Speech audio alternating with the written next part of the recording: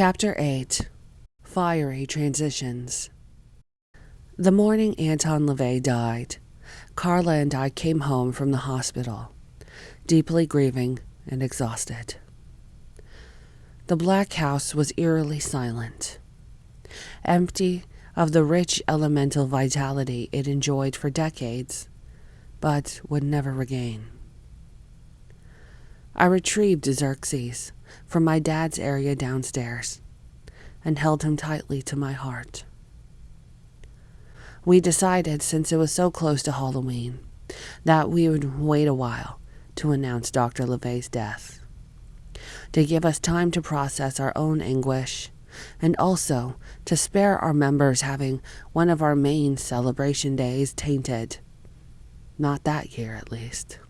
I made a handful of painful phone calls to appropriate people over the next few days, but was otherwise somber, wishing on some level that I could follow my beloved into Elysium. Our son was my anchor to this world in those early days after Anton's death, and remains my cherished confidant and shining light to this day. Anton had communicated to both his daughter and me sometime earlier that he wanted to be cremated. He didn't want his buried body to be dug up by some avid fan or foe, taken for a ride around the countryside and used for extortion like Charlie Chaplin's body, then tossed unceremoniously in a ditch, or worse.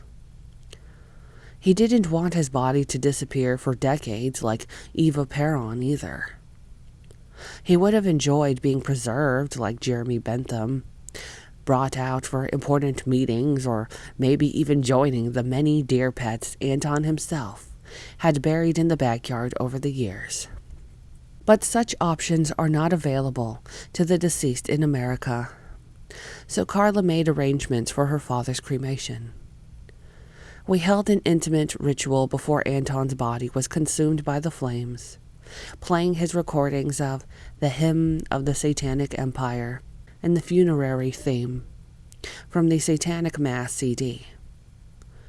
We invoked demons and dark gods to welcome their honored brother, guiding him and strengthening him in his transition.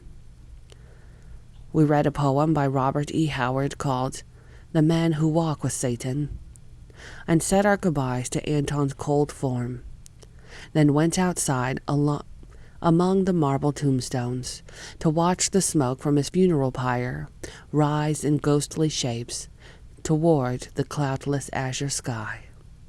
Carla organized a press conference to announce our high priest's death to the world about a week later.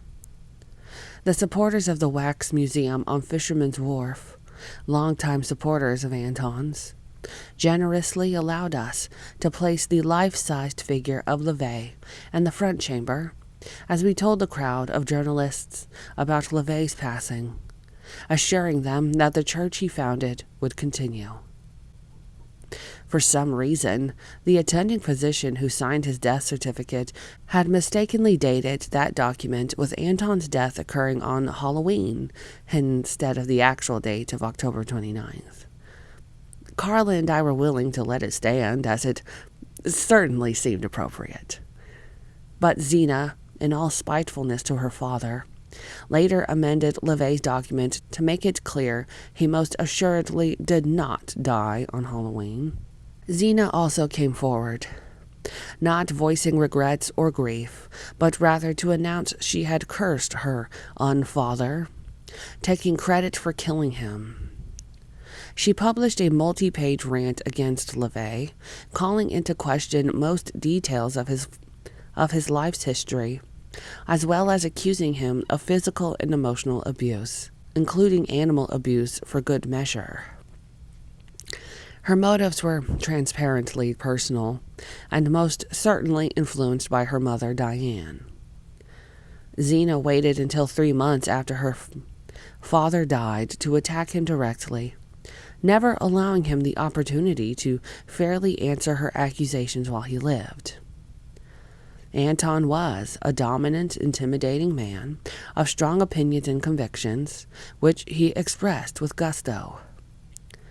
He was not what I would call a nice man, nor would he want to be remembered as such. But I lived intimately with Anton for 13 years, and he never abused me or the many animals around us. I've known abusers. Violence is a consistent pattern developed through repetition. Such people don't just stop being abusive. That behavior becomes an ingrained coping mechanism in relationships, one consistently revisited under pressure. LaVey and I argued from time to time, as any couple will, but I never once felt physically threatened. Soon after the press conference, Carla and I presented LaVey's will to Anton's attorney to be filed with the proper authorities. But I began to sense a growing coolness from Carla. I had ad-libbed her position of co-high priestess to the press, knowing it was inconsistent with the bylaws of the corporation, and that Carla had shown little interest in the day-to-day operations of the church since I'd known her. From the early 1970s, Carla gave numerous lectures and interviews on Satanism, nationally and internationally. For a few years in the early 1980s, she lived in Amsterdam with some supporters of her father, but returned to the Bay Area to support her dad emotionally while he was going through relentless legal wranglings with Diane in 1984. Carla became a certified esthetician and eventually went into real estate like her mother and grandfather before her. She went through some rough patches with her father, choosing not to see him for months at a time, but she spent the last year of his life at his side, for which he was deeply grateful. I hoped Carla would want to be more involved now that her father was gone and her sister was attacking us. Ideally, she would rise to the occasion and help me provide some stability to the church at a time when our membership needed it most. I explained the basic structure and workings of our organization and gave her some minimal assignments. But when it took months for Carla to review a handful of paperwork, I realized she wasn't in the habit of prioritizing the Church of Satan in her life. Our well-intentioned alliance quickly evaporated. In March 1998, Carla made her intentions abundantly clear. She filed papers in court challenging Anton's wishes, accusing me of manipulating and threatening her weakened father into writing his will.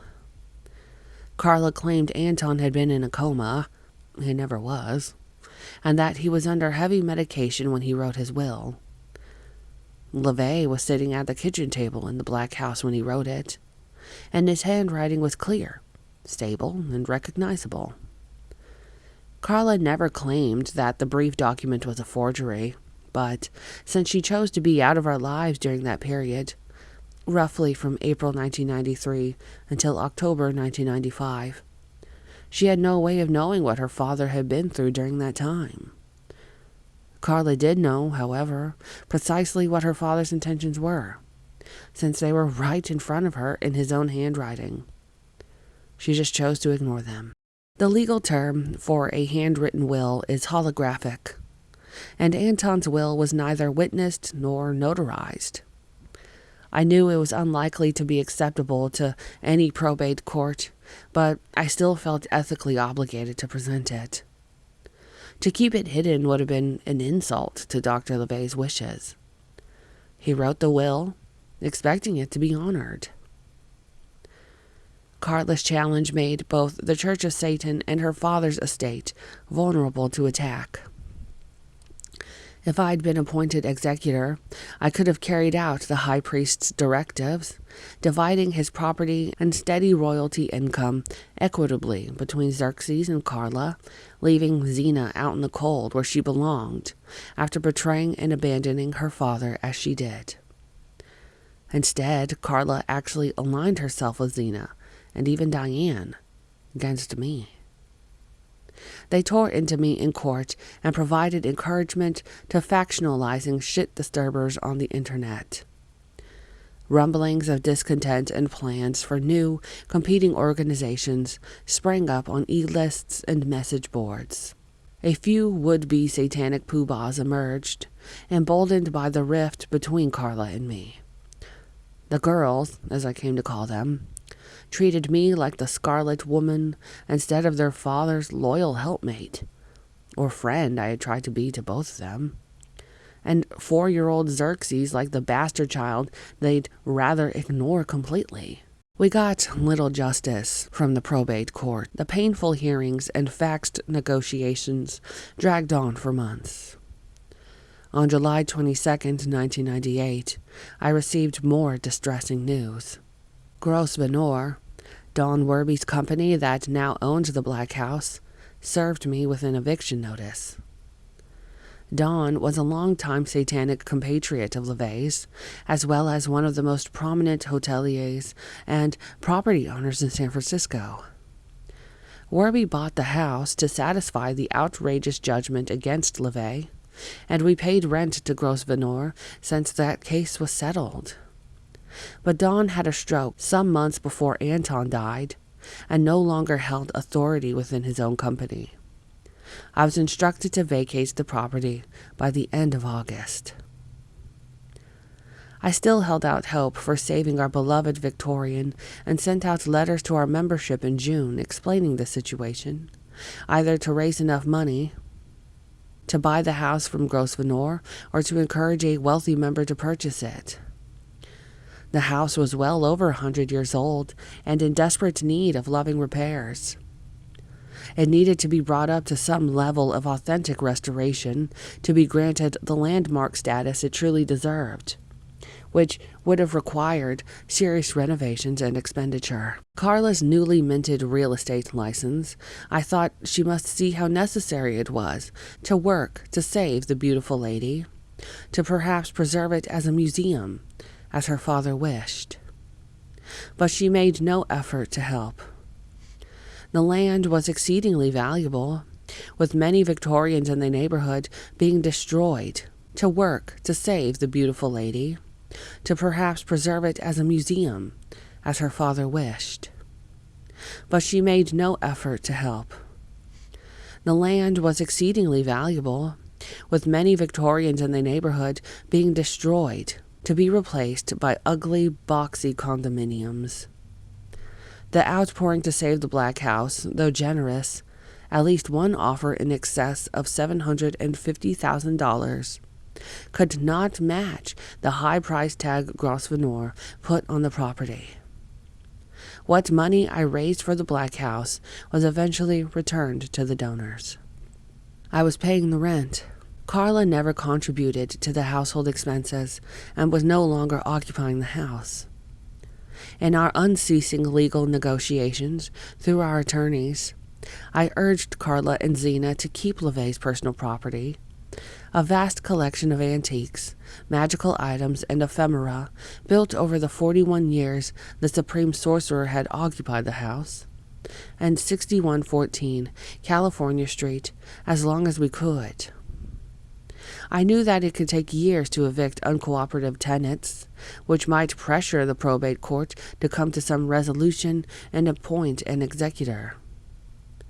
I wanted to present an immovable force so things could be properly divided and proceed in an orderly fashion. That was far from the vision the girls shared. In the guise of removing a few irreplaceable items from the front ritual chamber, we set up a meeting at the Black House for the morning of August 22, 1998.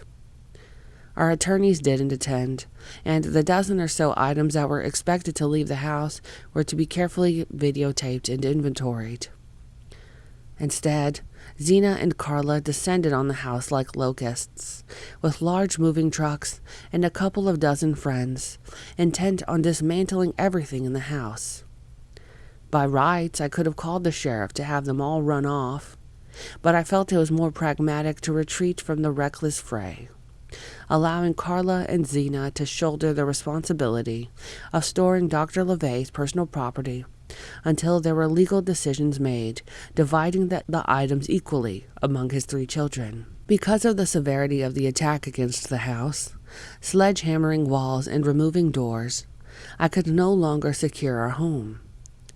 We took a few toys and clothes and fled to a hotel that first night, and never slept in the protection of the Black House again.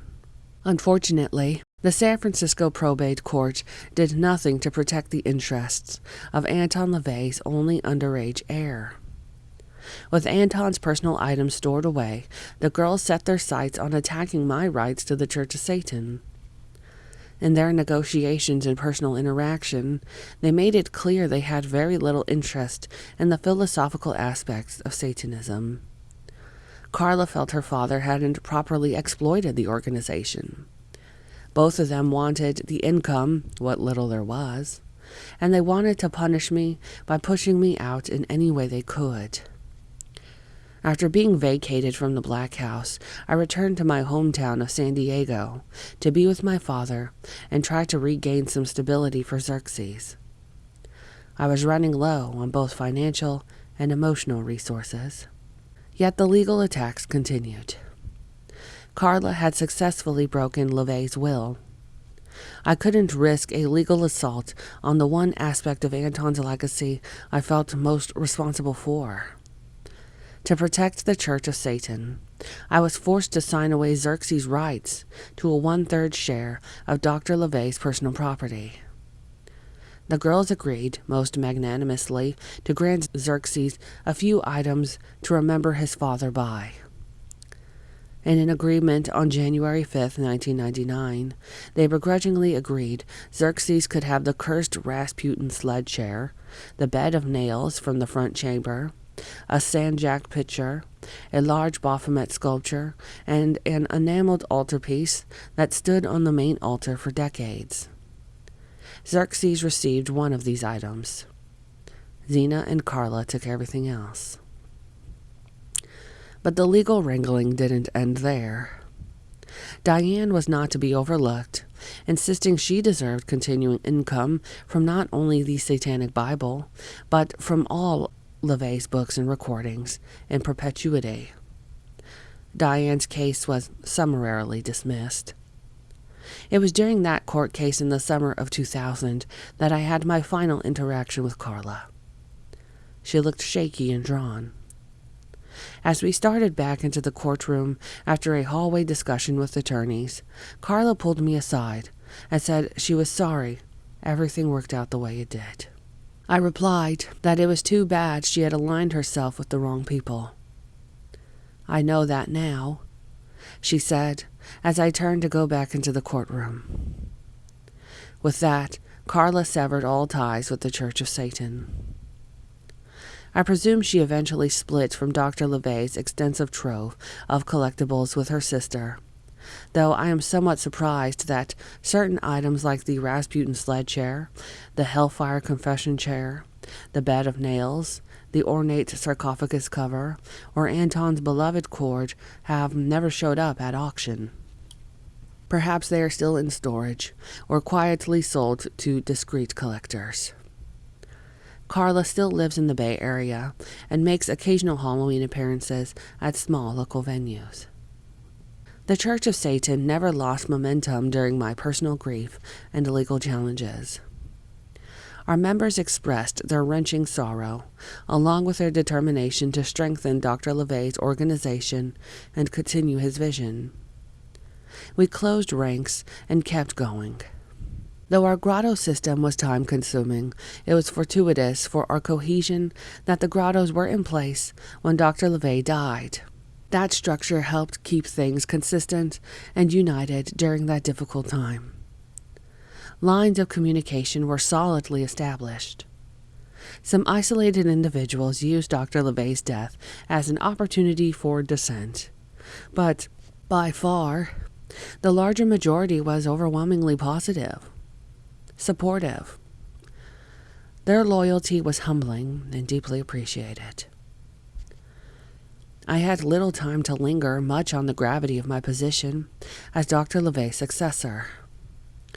I appreciated the trust he had in me and carried on with the day-to-day demands of the Church of Satan as I had when Dr. LaVey was alive.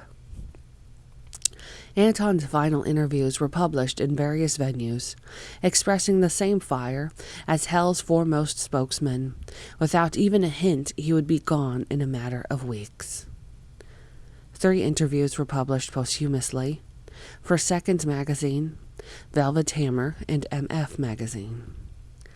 I released a memorial issue on the Cloven Hoof in late 1998, containing a wide range of reflections on LaVey's life and influence. The Black Flame and Not Like Most, another prominent satanic magazine published by Matt Paradise, produced similar retrospective editions with equally poignant essays. In my Cloven Hoof article I wrote, "It would be easy for us to reduce Dr. LaVey, now that he's gone, to a sort of satanic saint, to concentrate on how much he's given us, to paint a black nimbus over his head and use his image as our Jesus Christ. But he was a much richer man than that. It would be doing him a disservice to narrow him, and thereby to limit his philosophy, as his enemies would want him to be narrowed.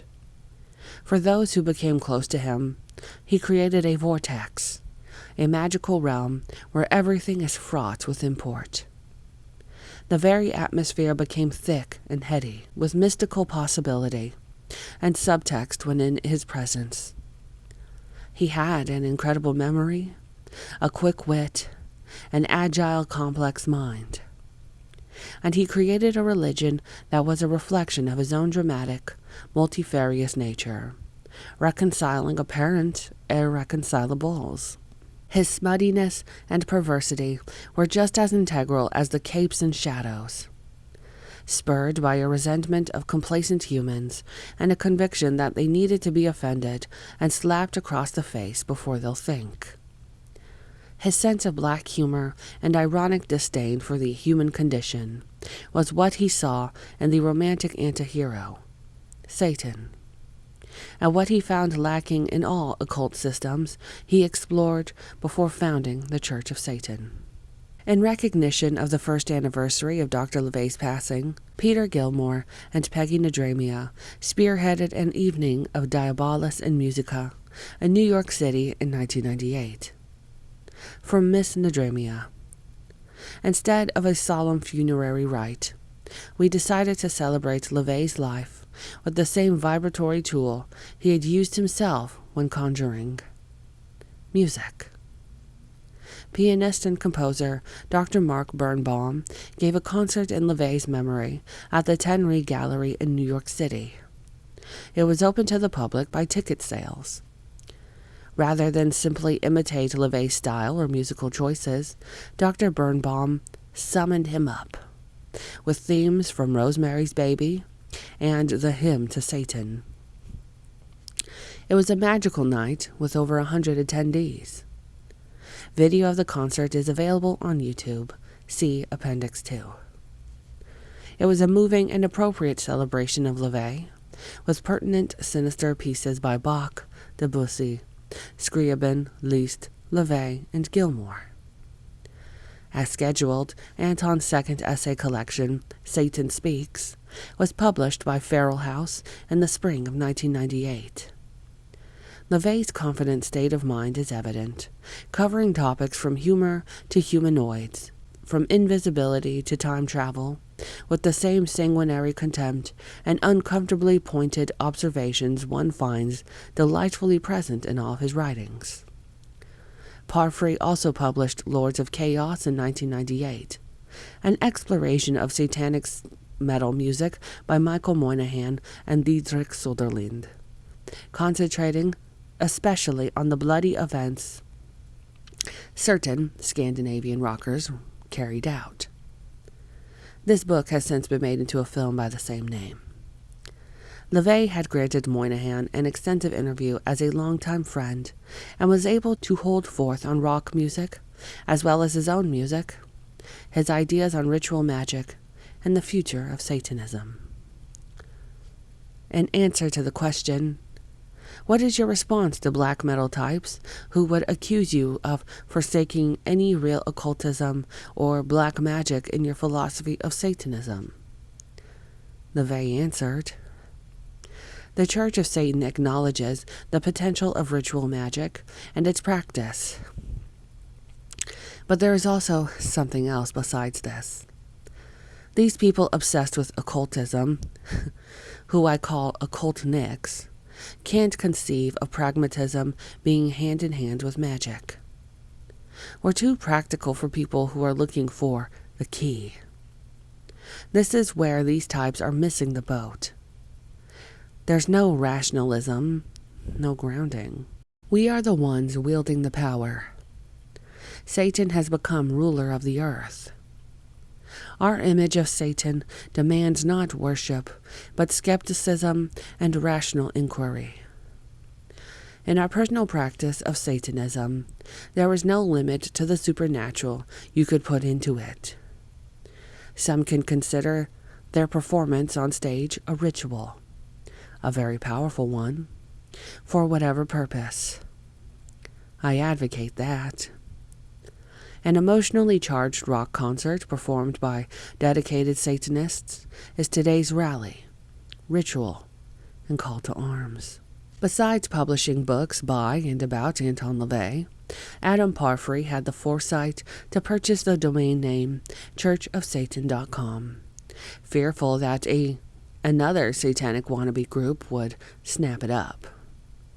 Peter Gilmore had been developing the Church of Satan's first website, and when it came time to transfer the name into our hands, Adam and Peter encountered some resistance. Peter related in recent correspondence, "We went through quite a struggle to get churchofsatan.com transferred to my care. The process was initiated in December of 1998, but it took until just before Walpurgisnacht of 1999 for everything to go through. In fact, we considered stonewalling to be deliberate. We had to point out that this was discriminatory, and finally they went through with it." After months in careful development, Gilmore revealed the official website on Walpurgisnacht 1999. Another author who was granted rare hours with Anton, as well as access to a wealth of prominent young people influenced by LaVey, was Gavin Baddeley, who released his excellent Lucifer Rising in 1999. Though originally conceived as a book on satanic black metal music, Baddeley's book evolved into a grand, wide-ranging overview of Satanism, with plenty of direct quotes from LaVey and perceptive conclusions from Gavin himself. Satanists will continue to play with spiritual nitroglycerin while taking responsibility for our own actions and insisting that others accept responsibility for theirs. In embracing perennial Christian taboos, rejecting both the tradition of scapegoating and the victim culture, we intend to prevent present-day idiocies from dragging the next millennium into another miserable dark age. If a new satanic age is born, it will be born from the ideas of curiosity, independence, and pleasure. From a satanic perspective, there's room for optimism. The devil is winning. Apart from mainstream book inclusions and a steady flow of media interviews, many satanic publications were surging forward, some produced by our grotto leaders and prominent above-ground members. Michael Rose collected his writings from his newsletter, From the Pit, into the small but potent Infernalia in 2000. Over the next few years, Satanists published many fine books, including Matt Paradise's Book of Satanic Quotations, which should be within arm's reach of any iconoclastic writer, along with his bearing The Devil's Mark, The Fire from Within, Nemo on Satanism, Corvus Nocturnum's Embracing the Darkness, and James Sass's much-coveted collection of sinister essays, all reflecting authentic satanic thought, with more books and publications adding to Satanists' already groaning bookshelves all the time. During my time as solo high priestess, I was committed to preserving the two primary legacies Dr. LaVey left in my hands: the Church of Satan and our son, Xerxes. I continued to be guided by Anton's direction and insights regarding his organization. LaVey proudly declared his commitment to destroy herd mentality in all forms. Applying the devil's tempting logic, LaVey explained, Satanism isn't just an atheistic stance, but an anti-theistic stance. Mankind is quickly overpopulating this planet. We can no longer afford the luxury of faith as a substitute for reason. When will people get it through their heads there's no God to solve our problems? In order to survive, we must smash this 2,000-year-old habit of passivity and death adoration. There are many realistic solutions that can be implemented immediately. Christianity, as always, is the only thing standing in the way of progress. Choosing not to go to church isn't enough. It's not going to stop the brainwashing of millions of other people. There could be no room for this ecumenical attitude of, well, if God works for them and makes them happy, it won't hurt me to let them go on believing it. But it does hurt you. When there are that many people in positions of authority thinking muddled, incoherent thoughts, it's going to affect you. To completely overthrow mystically oriented religions, Satanists choose active opposition. We don't need to show any tolerance or good fellowship to these sheep now that we're calling the shots. Have Christians ever shown Satanists any mercy? Despite what scoffers may think, Anton LaVey was quite serious about his role as high priest of the Church of Satan, and about his organization's continuing influence on international directions and perspectives. Someone paid me a great compliment long ago, LaVey recalled, when he said about me, "He's no fun anymore." That's when I knew I was getting somewhere. That's when the church was 2 or 3 years old, and I realized people were beginning to regard us as more than just fun and games. Many people still try to write me out of the picture by starting rumors of my premature demise or the cessation of the Church of Satan, or try to overlook me completely and say my daughters have taken over the organization. Some relegate me to an inconsequential position by calling me a former carny and circus performer, as if that in itself is proof that it's all just cheap theatrics to bilk the public. Perhaps it's for the best. While they've been chuckling, it's allowed me time to get my ideas out on the ethers. Unfortunately for them, I do believe in what I'm doing. And so do a lot of other people. I think we've got the best thing going. Satan. It seems to traumatize all the wrong people.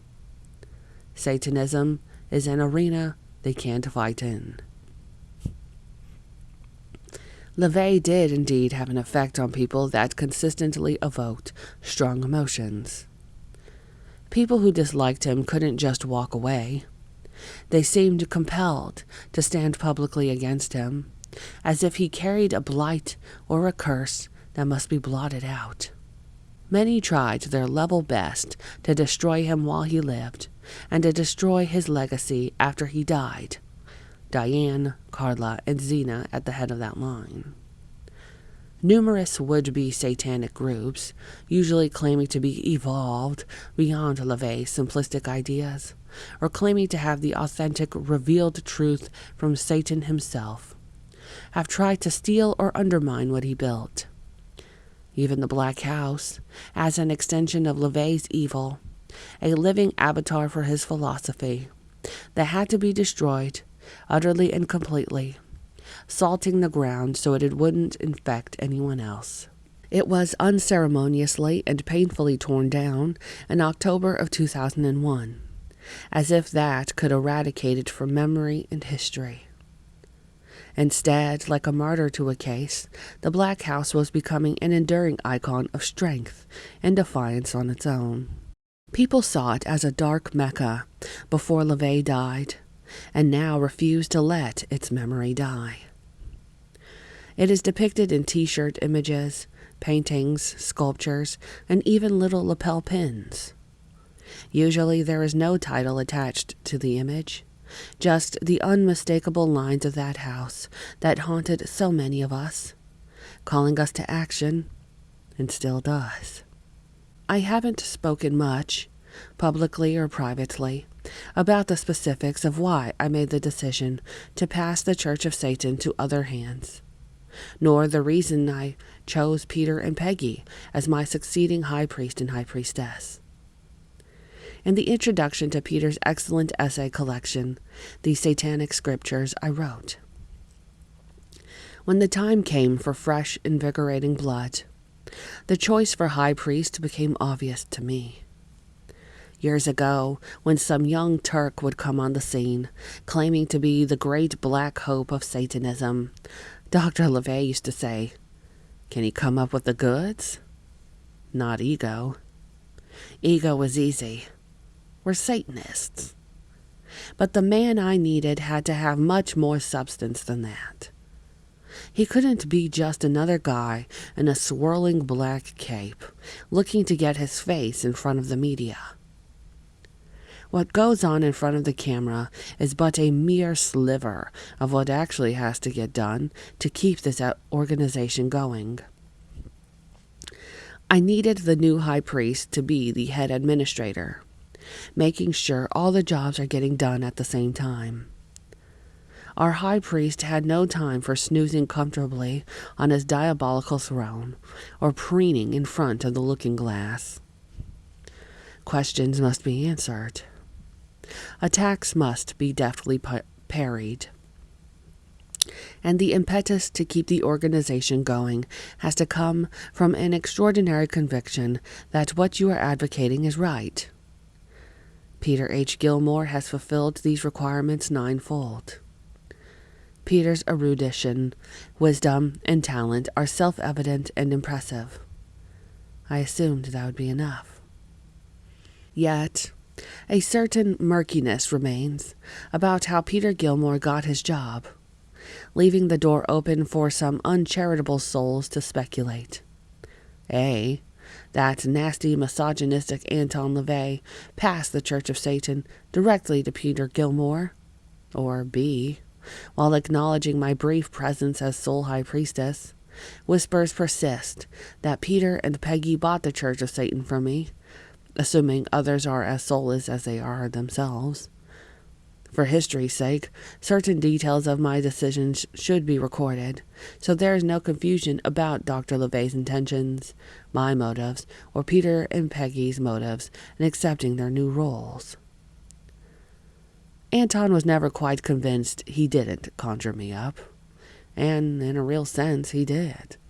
He had been shaping, inspiring, and educating me from my childhood, long before we actually met. And all of that I am, he created.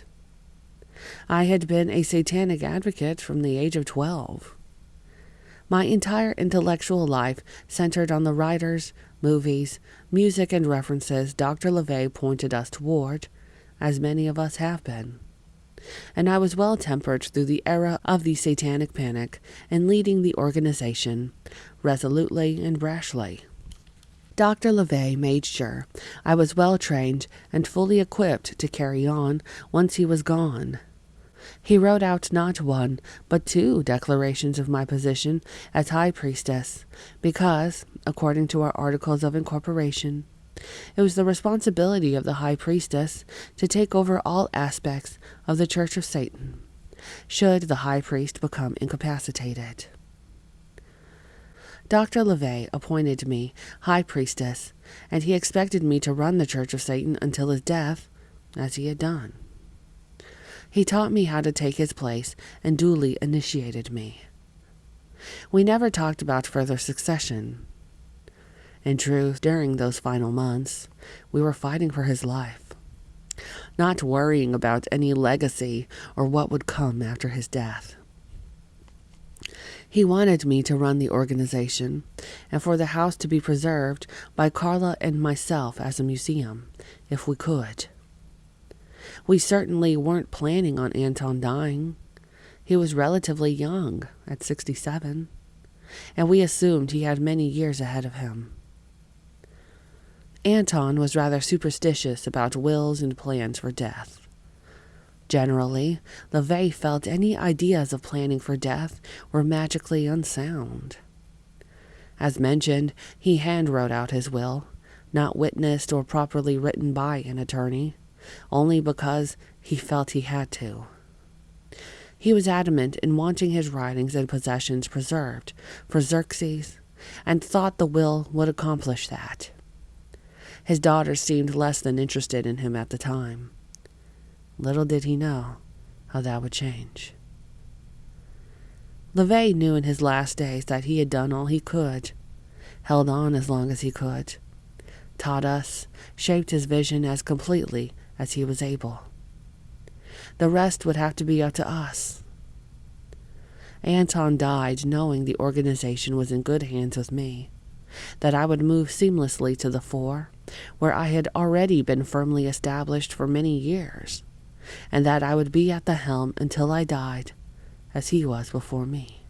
Once I had time to reflect on our position and work through a level of immediate grief, certain concerns emerged. The legal complications with Carla, Zena, and Diane persisted. I had no way of knowing how long the legal attacks from the girls would continue, or how desperate they would become. True, they had signed a written agreement that if I gave up Xerxes' rights to his father's physical property and split future book royalties 3 ways, they would leave the Church of Satan alone. Yet, Zena was continuing to attack Dr. LaVey online and align herself with a derivative group, and Carla was trying to present herself as the true representative of her father's philosophy, steal the Baphomet sigil, and start a revised Church of Satan online. Diane kept Dr. LaVey tied up in various courts for 9 years. I didn't have the financial or emotional resources to withstand a similar battle again. I also held very real concerns for our son. Although Church of Satan members were overwhelmingly positive, there were a multitude of online attacks against the church, as well as death threats against Xerxes. Without the protection of our well-armed and fortified citadel within the Black House, and without the defiant presence of Anton, I felt distinctly vulnerable. I wanted to raise Xerxes to be independent and safe, without the heavy burden of expectation that he would be brought up to fulfill some majestic satanic birthright, following in his father's hoofprints. He would be homeschooled and taught about all religions equally, along with literature, science, music, history, and all that would make him a strong, distinct individual, allowing his intellect and spirit to flourish. As the primary spokesperson for Satanism, however, I would have to be public and accessible. I wasn't sure that was in Xerxes' best interests, and began to feel my conflicts with my new role. It must be understood that this was an anguished decision for me. I had trepidations that I was betraying Dr. LaVey by even considering stepping down. An endless parade of satanic posers would have gleefully ripped the church from me, perverting it to their own interpretations of Satanism, and shoving me completely off the stage. They wanted nothing better than to see me stumble, proving the church was nothing more than a personality cult after all. We were battling upstarts at every turn. I had devoted my life to the continuation of the organization, abandoning thoughts of personal development, career paths, or grad school in order to move to San Francisco and throw in my lot entirely with Anton LaVey to serve as needed and required, and I would not see it attacked, distorted, and destroyed. to ignore Dr. LeVay's explicit directions, the man I adored most deeply and passionately. By failing to live up to his expectations and trust in me seemed treasonous. This was the chance my high priest had granted me, to make my mark on the direction of the church. Yet, in truth, he had allowed me to have that influence for years, bouncing ideas off each other, seeing Satanism in ever-evolving contexts, bolstering and energizing each other as is so natural with couples who are creatively aligned. I had no need to prove myself. My magical comrades knew how much love Anton and I shared, how much I wanted to fulfill his intentions, and how I vigorously had, and would continue to, defend and further cultivate LeVay's philosophy in whatever capacity I could best accomplish that. But most of all, I didn't want history to record me as the woman who sank the Church of Satan. I could have held on to the organization, attempting to fulfill all I was expected to do, and put Xerxes in danger by being public.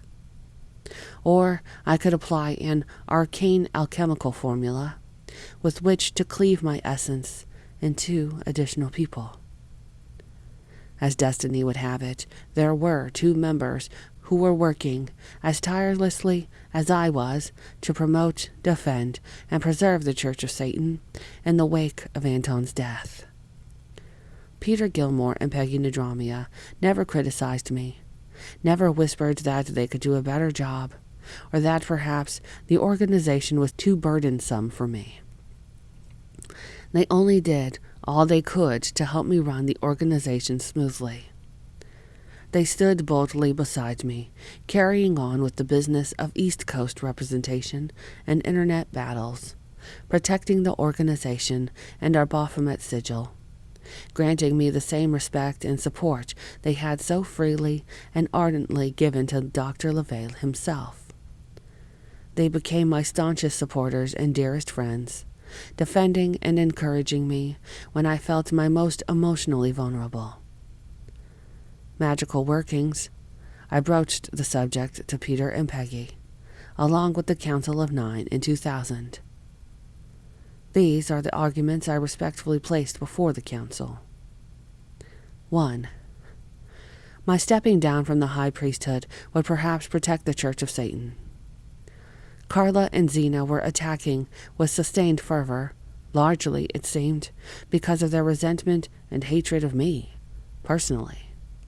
Not for any commitment to their father's beliefs or thoughts they could better represent Satanism. If I became less of a central figure, they'd have less impetus, and perhaps legal standing, to attack the church. It was one thing to continue to drag the organization into some form of probate argument. It would be another to lay claim to the church once it was safely passed into completely unrelated hands. 2. My dimmed public profile would better protect Xerxes. I knew I couldn't lead the church without being brazenly open in my status, and I didn't want to make Xerxes vulnerable to people, both supporters and attackers, who would focus on him as Anton LeVay's son. He'd have to deal with that legacy in his own way, but I didn't want to overburden him as he was trying to get his emotional, ethical, intellectual, and psychological feet under him. 3. In truth, the leadership of the Church of Satan, as in so many joyful activities, is best shared by 2. The church has always had a balanced pair at the head. First Dr. LeVay and Diane, then Dr. LeVay and me. It takes 2 individuals of strong and discerning minds to evaluate situations, review members, make decisions. You are talking about it all the time, occupying a good chunk of your life. There's too much work for one person to handle, especially while raising and educating a young child at the same time. And it's so much more fun when you have a partner to share your triumphs and decisions with. No such person emerged for me, and Peter and Peggy are a wonderfully balanced, committed pair to depend on. They would keep each other motivated and make the right decisions. I knew that. 4. The Church of Satan would have been easier to dismiss as a personality cult if I stayed at the helm. As articulate as I am, the perception would still be that, as essentially his widow, I would only say nice things about LaVey and not tolerate any deviance from his writings. Passing the reins to two people who shared Dr. LaVey's and my vision completely, who had proven to be loyal and perceptive, broadened the appeal and scope of philosophy beyond just a mom-and-pop storefront operation. I had seen correspondence that indicated Diane and Anton were careful about that from the earliest days of the church, and I could see the perception of me struggling forth alone and LaVey's memory as being detrimental to the robust, energetic, ever-evolving cabal the Church of Satan and could and should more rightly be. As to the choice of Peter Gilmore and Peggy Nadramia, specifically, besides the unflagging devotion they had demonstrated toward the Church of Satan, Dr. LaVey, Xerxes, and myself, there were numerous additional reasons to hold them in the highest regard for their proposed roles. They had a clear sense of ritual and drama, having successfully performed a number of rituals with remarkable results, and would carry forth that aspect of Satanism with all due gravitas. Both were comfortable in the ethereal internet realm, which would clearly be necessary in the coming decades. They designed the website and interacted with people via chat rooms and email. They were adept at networking and delegating for media purposes as well. They had proven themselves to be capable and uncomplaining media representatives, in interviews as well as through consistent publication of the Black Flame. Additionally, I had seen them acting as indefatigable satanic counselors, shaping and encouraging the best and those who were seeking guidance, taking their ecclesiastical duties seriously. In short, they had earned the positions that were now offered to them. I had the proud distinction of being the first leader of the Church of Satan after the death of our originating founder, however brief that lasted. It was brief not because my conviction, courage, or confidence wavered. Rather, I put the safety and continued productivity of the church before my own material or ego needs.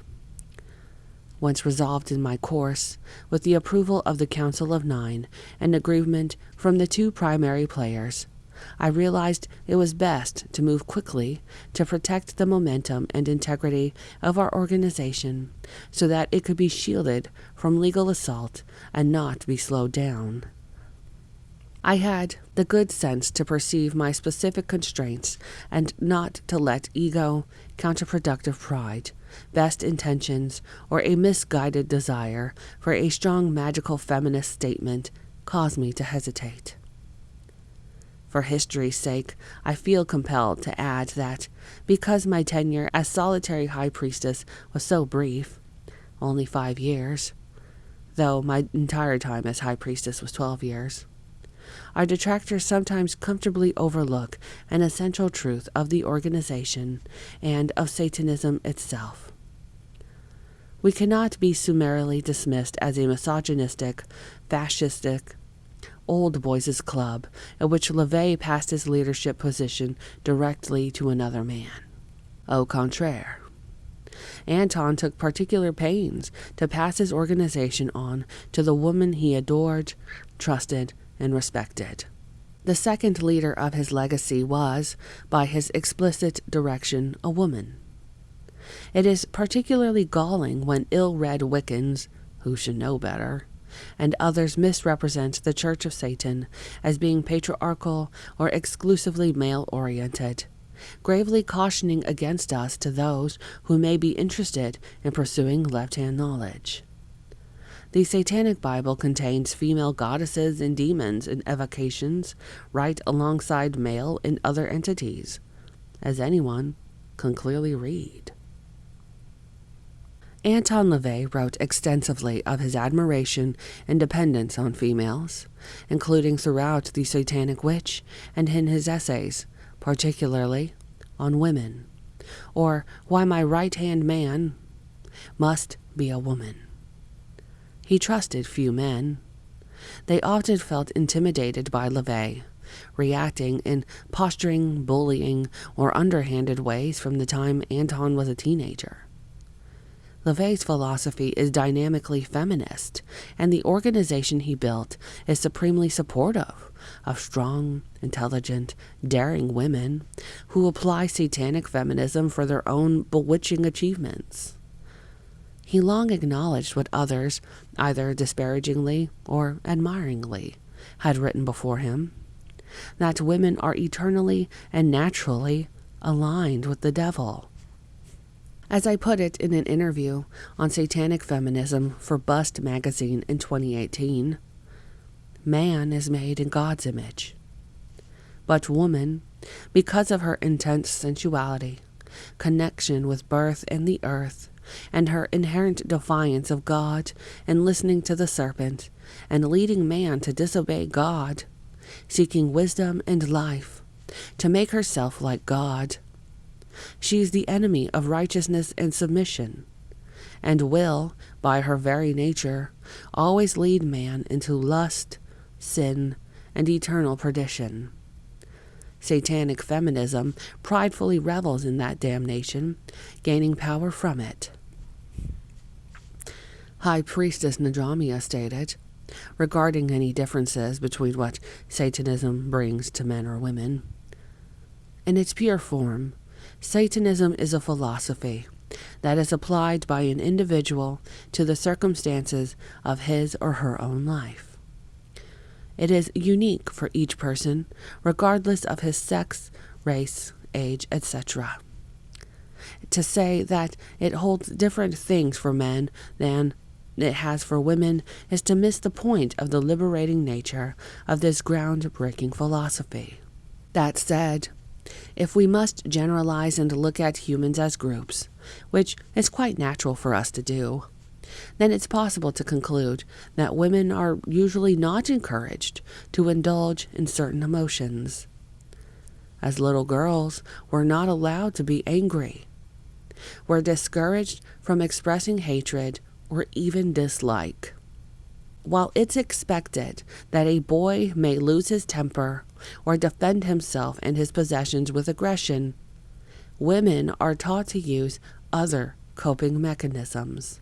Satanism throws that out the window for both sexes.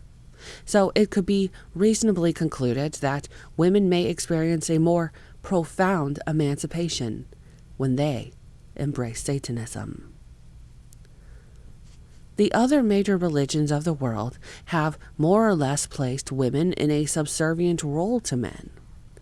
While Christians and Jews have denominations that have moved away from this and have female clergy, in general, women are the helpmeets and sacred providers of new congregants.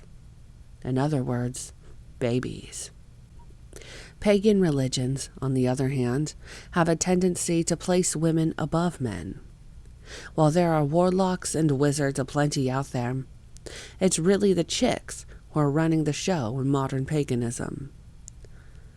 Women in Satanism enjoy taking whatever position they like. They can be fierce mother bears without sacrificing a jot of their own fire and passion to a diminished hausfrau status.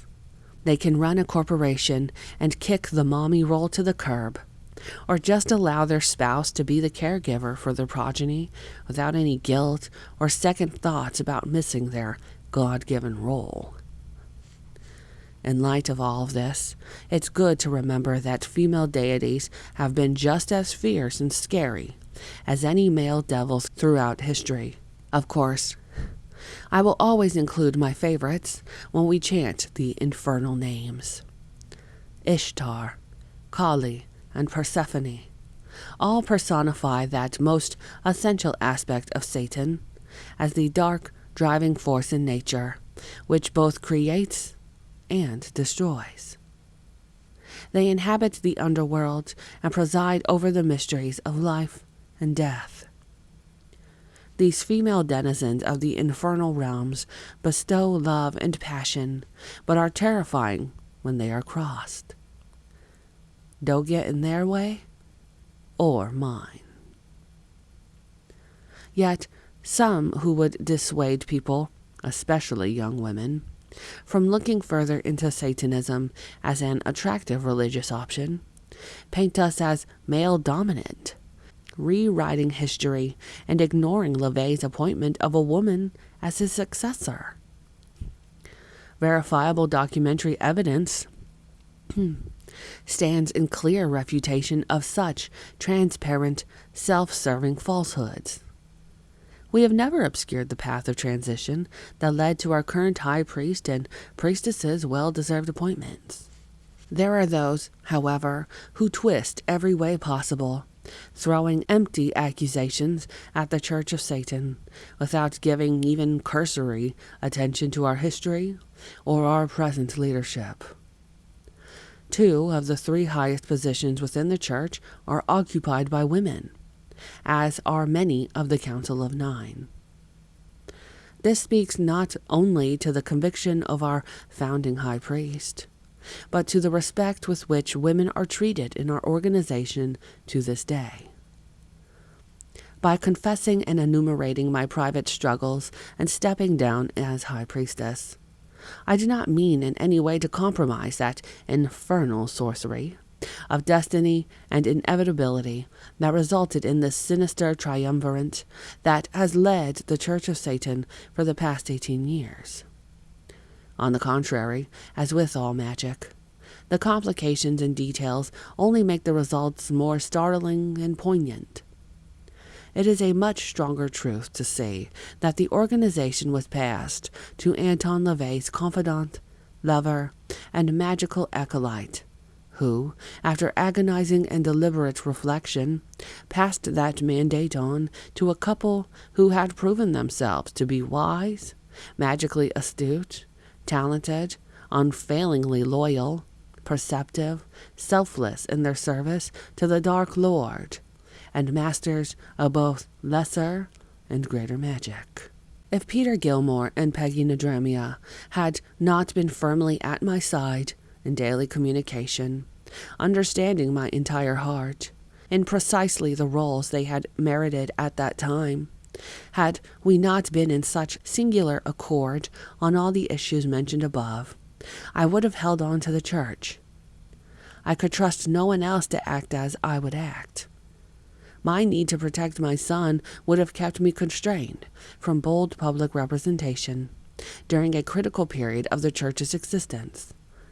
My attention would have been divided. My sorrow and burden of singular responsibility for the Church workload would have slowed me, as it already had. I would have soldiered on, but the organization would be much poorer for my misplaced best intentions, if it even still existed. On Walpurgisnacht, 2001, I appointed Peter H. Gilmore as the new high priest, and the Church of Satan headquarters moved to New York. I wrote in our website announcement, Anton LaVey was an original. No one will ever replace him. But he never wanted his personality to overshadow the philosophy he devised and defended. He wouldn't want us to leave the role of high priest indefinitely sacrosanct out of misguided respect for him. He wanted the Church of Satan to grow stronger, to evolve, to remain a gathering place for eccentrics and an inspiration to outrageous genius. History has revealed that I made a sterling decision in passing the black flame to our current high priest and high priestess, precisely when I did. From our position of strength and clarity now, I'm pleased to see the choice of Peter Gilmore and Peggy Nadramia seemed inevitable, as magically as it is proven to be. We have now had our two significant and seamless transitions of power within our 50-plus year history. Following in our current high priest's footsteps, our greatest motivation is the continuation and sustenance of the Church of Satan and LaVey's philosophy, without empty jockeying for supremacy. If LaVey had not conjured the three of us forth, just as he himself had been groomed from childhood for his infernal role, the Church of Satan would not be what it is today. I served as high priestess for a year after Peter's high priest appointment, as the transition took hold, then stepped down on Walpurgisnacht 2002 to make way for Peggy Nadrimia to take her rightful place as high priestess at her husband's side. Her position was well deserved, as Peggy had a deep and comprehensive understanding of satanic principles, had been our most active and respected online defender, and had an abiding love for the Dark One, which she had expressed most evocatively through the years. Peter and Peggy began to shape the church, placing their indelible primatur on the organization they hold dear, fighting for its preservation against various online attacks, as I continued to homeschool Xerxes and maintain legal battles with Zena, Carla, and others to keep the church firmly in our hands. When Anton LaVey published The Satanic Rituals in 1972, he concluded the book with an odd excursion titled The Unknown Known. It was uncharacteristically obtuse and portentous, adopting a posture of revelation, which LaVey generally eschewed. Despite others' attempts to identify a certain number with Satan, it will be known that 9 is his number. 9 is the number of the ego, for it always returns to itself. The true ages of time are cast in the likeness of 9, with all cycles obedient to its law.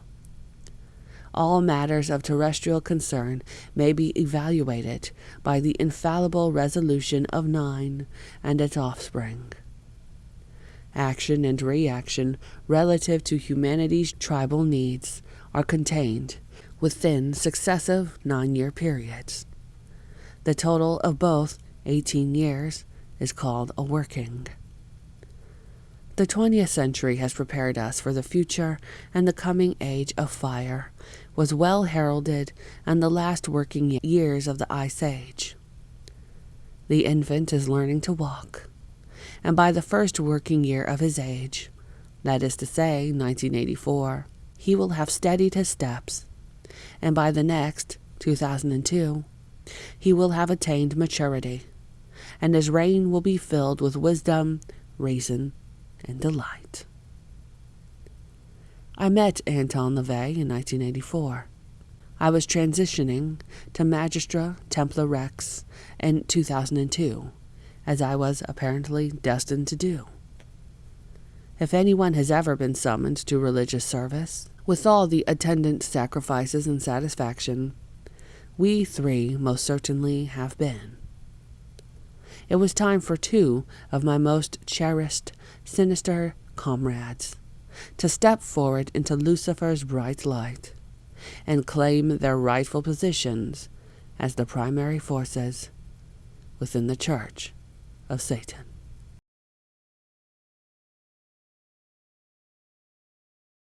Chapter 9. Enter the Maestro. Our transition was subtle and seamless. Apart from the website announcements, we saw no need to summon a large gathering for a formal presentation of our vibrant high priest and high priestess. They were well established within the church, and, indeed, needed no introduction. Peter felt no compulsion to jerk forward quickly, making radical changes or egotistical declarations. Our new leaders continue to build the website into a virtual library of resources for seekers along the left-hand path, tightened copyrights on our Baphomet sigil, batted down pretenders still trying to start up their own group writings on Dr. LaVey's innovations, and generally allowed us all time to adjust to this new administration, keeping to a steady course. We were still under attack from Carla and Zena in various ways. Many others, besides the girls, tried to step into an imagined opportunity and either start their own groups or stir discord within the church. We achieved some significant weeding of those who were disruptive. Peter, Peggy, and I presented a steely, resolute front and remained true to Dr. LeVay's directives and practices. Authority and day-to-day duties simply shifted to the East Coast, with publicity and educational directives issuing from the new Central Grotto. The term Central or Central Grotto is a holdover from the earliest days of the organization, when that was the discreet reference to the Black House in San Francisco. But the grottos, in actuality, had run their course. One of the first official actions Peter and Peggy took was to quietly disband the grotto system. As practical as they had been after Dr. LeVay's death, by 2001 they had weakened once more into uselessness. As High Priestess Nadramia recalls, the Church of Satan's grotto system didn't run smoothly for very long, either time it was in effect, and that's the reason it was disbanded both times. A grotto, by necessity, must be administered and managed by someone, and in virtually every case, the grotto leaders could not effectually keep their group functioning within parameters set forth by the central administration of the church. Several grotto masters/mistresses let the title go to their heads. Before they had achieved recognition to a position in the Church of Satan hierarchy, they were somehow mastering a group of other Satanists, and they became petty tyrants. One assumed she could operate a non-COS cyber grotto alongside her legitimate group, using her title as a convincer.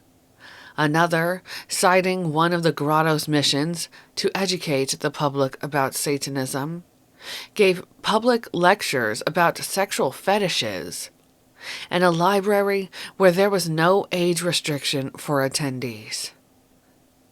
Despite a well-organized system for reporting plans and activities back to Central, grotto masters often fell short of informing us about such debacles in advance of their occurrence.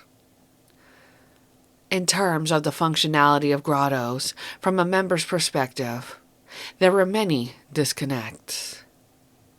Not everyone wanted the same thing from their access to a local group of Church of Satan members, and it was the grotto master who controlled grotto activities and focus. If he was only concerned with group rituals, or publishing a magazine, or field trips to local museums, or gothy club nights, and his members weren't, they tended to fade away from lack of interest. Smaller grottos that met infrequently grew frustrated with the monthly reporting system when they had nothing to report, and disbanded on their own. This was not true for every grotto. The best of them, and I believe there are still one or two that still exist on an informal basis, were established in an organic fashion by Satanists who already knew each other, had similar interests and occupations, and met whenever it was convenient or when there was something happening in their geographical area they could all enjoy together. Satanists get along with each other at about the same rate as the adherents to other subcultures get along with each other. There are always disagreements about the nuances of our philosophy and its applications, and some personality types are better at putting such disagreements aside than others. I've watched volatile, friendship-ending arguments over the proper type of blender to use to make an authentic tiki cocktail. And some Satanists truly are misanthropes who don't like communicating with others unless it's necessary. We all have circles of friends for adventuring and socializing. I have tiki friends, gardening friends, history friends, and some of them are Satanists. I even have pagan friends with whom I share some ecumenical ritualizing. What do you know about that? Satanists can get along. They can come together, forge friendships, pursue mutual interests, even complete major projects and business ventures together. But it can't happen because they live in adjoining cities and some artificial system has placed them in a position of forced camaraderie. Group ritualizing is important to the Satanists to whom it is important. This isn't every Satanist. Many are perfectly satisfied to ritualize alone and feel this is most effective for them. Some Satanists don't ritualize at all, or their workings are comprised of the other activities about which they are passionate and to which they give their all. A grotto system shouldn't exist just to provide Satanists with ritual partners. A ritual is such a personal and intimate experience that those with whom we share our chamber should be there because of who they are, not where they live. Nadramia concludes, one can say a lot of bad things about the internet and social media, and I've said my share, and continue to do so. But one thing it has given us is the ability to educate the public about Satanism and the Church of Satan, the ability to give our members the chance to meet each other and decide if we're worth each other's time, and the ability to converge on causes and projects where and how we desire and are the most effective. In a way, it's given us a grotto for every member, which they can tailor to their own needs and whims, with no need to conform to the wishes or preferences of a local leader. A quiet, chess-loving Satanist can sit at home, but still get a kick out of our rock and roll Satanists, order books by our writer Satanists, and listen to the greater satanic conversation through our podcasting Satanists. I think it's an idea whose time has come. Briefly, there was a go at organizing productive groups via the website, focusing more specifically through special interest groups. But that too proved to be largely fruitless, with the Lust group producing at least one publication of quality, but other groups falling short. These were largely dismantled by 2006 as well. Members are free to collaborate if they find others in our various online forums and social media to work with on worthwhile projects. But the actual administration of formal grottos is not something we provide anymore. We've tried it twice. First in the beginning, organizing years of the church roughly from 1966 to 1975. Then in a second incarnation from 1995 to 2001, necessitated by the remains of the Satanic Panic and the rise of the Internet. Now that the Internet and social media are less of a wild frontier, I can't imagine that there will be need for another such resurrection anytime soon. Satanists seem to gather best in spontaneous and/or infrequent events. Dinners while traveling or local unofficial grottos which have rituals as desired, rather than feeling constrained by an artificial schedule. This fits with LaVey's revolutionary way of looking at religion, a vision heavily reflected in the current administration. The Church of Satan is not a building, does not depend on tithing, dues, or group activities. It is not a forum for bilking the rubes, but rather reflects the productive possibilities of religion in the 21st century, applying and integrating emerging technologies and societal changes. Satanism encourages solemn, private observance outside of constrained dogma, yet adheres to a minimal framework of agreements and ritual guidelines from powerful ancient founts. And so, Peter Gilmore set sail into shrouded and forbidding territory, becoming the first high priest after a founder, a heady and perhaps intimidating legacy. Yet Gilmore was well prepared and bore his new role with majesty and assurance. Though it would be unwise to make too many comparisons between the two leaders. Some elements are eerily obvious and worth mentioning. Both Gilmore and LaVey are musicians, artists, consummate writers, excellent raconteurs, and share a love and broad knowledge of history, philosophy, and horror fiction, and share the same Howard. Both of them experimented with physical world building as children. LaVey built an entire city in his bedroom, and Gilmore developed a complex dinosaur culture.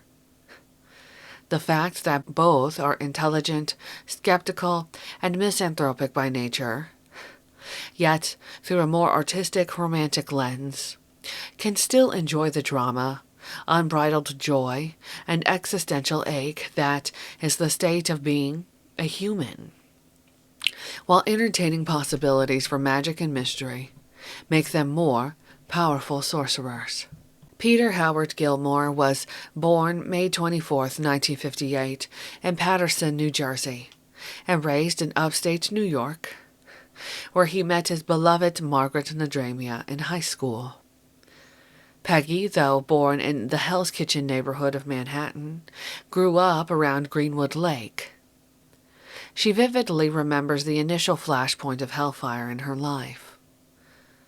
My first exposure to Satanism was via the media, the way it is for everyone. It was the late 60s. America was going through the occult revolution, and Anton LaVey and the Church of Satan were in the news. I distinctly remember attending a children's Halloween gathering. I was around 11. And seeing Anton LaVey on an evening broadcast the grown-ups were watching. In retrospect, they must have been running a clip from Satanists, as he was wearing the horned hood, and I remember those garish-colored gels the filmmaker used. We didn't have a color TV at our house, so this stands out in my memory.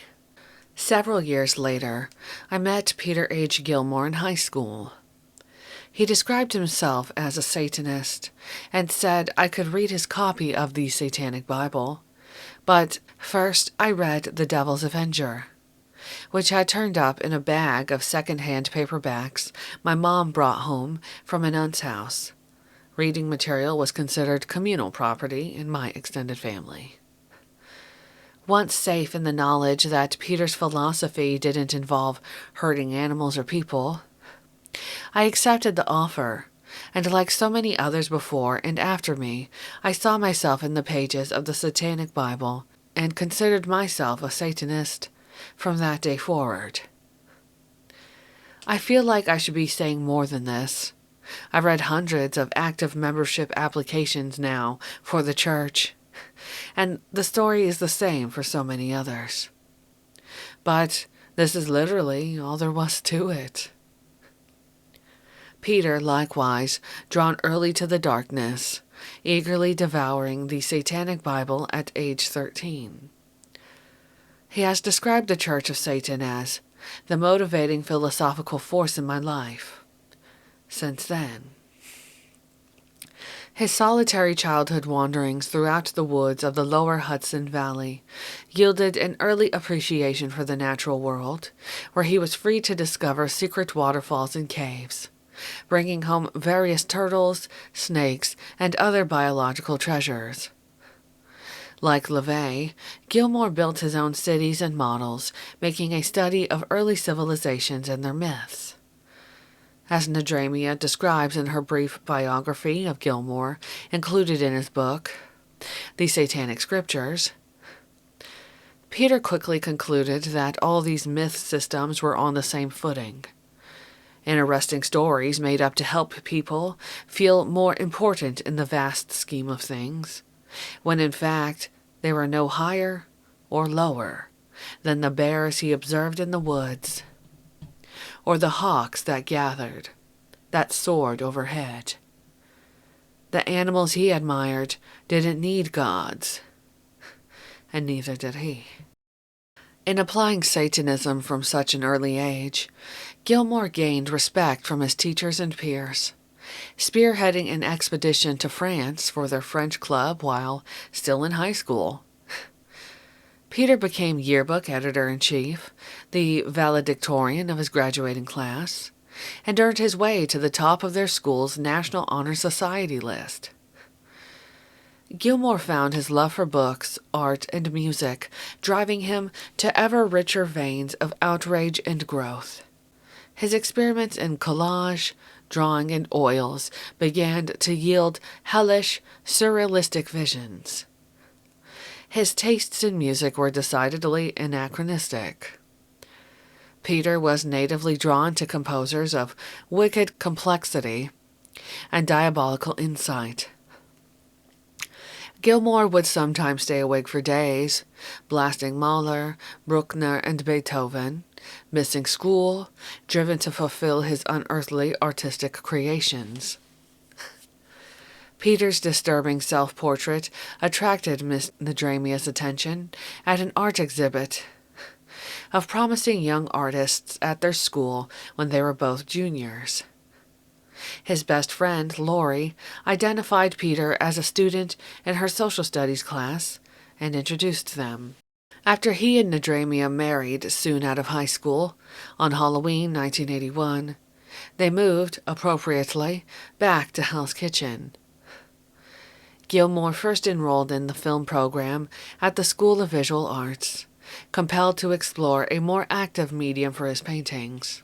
Discouraged by the collectivist politics and committee method of creation, Peter quickly switched to what had become his defining passion. Gilmore studied music composition at New York University, where he earned his B.S. with astronomy as the science aspect, then an M.A. degree in musical composition in short order. Peggy likewise earned her A.A. degree from SUNY Orange, her B.A. from Fordham University, then her M.A. from NYU with a paper on Nathaniel Hawthorne. Peter's graduate studies focused on electronic music, crafting experimental pieces, integrating vintage synthesizers, as well as the then-new Fairlight CMI. Peter and Peggy were delighted to discover in the early 80s that the Church of Satan was still thriving, and decided it was time to join their fellow diabolists. Gilmore had written to the Church of Satan several years earlier, at age 15, and had been referred to a local New York grotto. But when he presented himself, he was told he was too young for participation. He was given some literature, encouraged to continue his studies, and to contact the church again when he achieved his age of majority. This he and Nadramia did together, joining in 1982, when both of them were in college. Their active applications were duly submitted and accepted in 1984. By the time we met in 1986, Nadramia had secured an administrative position with UPS and was publishing her award-winning small press horror-zine Gru, first issue released in 1985. Gilmore was operations director at the Drawing Center, a prestigious Manhattan art gallery, as well as applying his musical acumen through the Gustav Mahler Society of New York.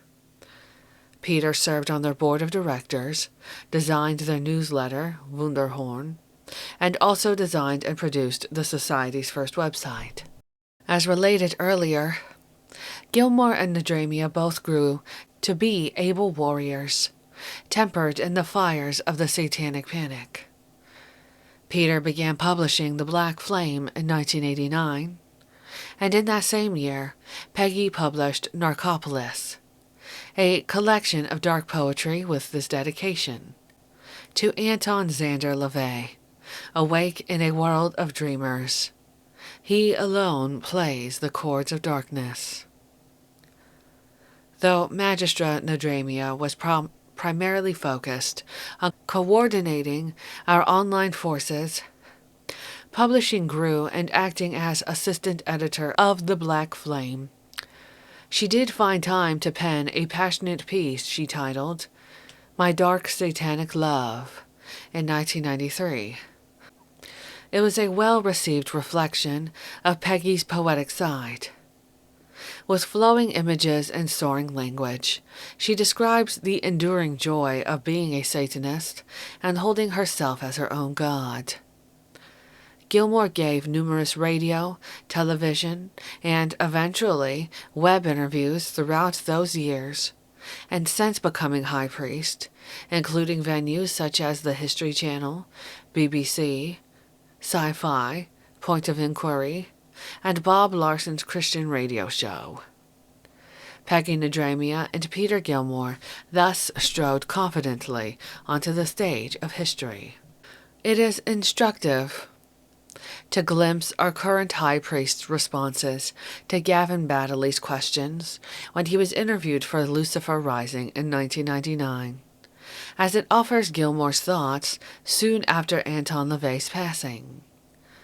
In answer to the question, what is the Church of Satan? A cult, a creed, a cabal, or what? Peter answered, the organization is a cabal, a shadowy underground network of like-minded individuals who work to lever against the inertia of the world, towards ends favorable to Satanism. Dr. LaVey used Orwell's 1984 as a model for a cell system in which each member didn't have awareness of exactly who else might be involved.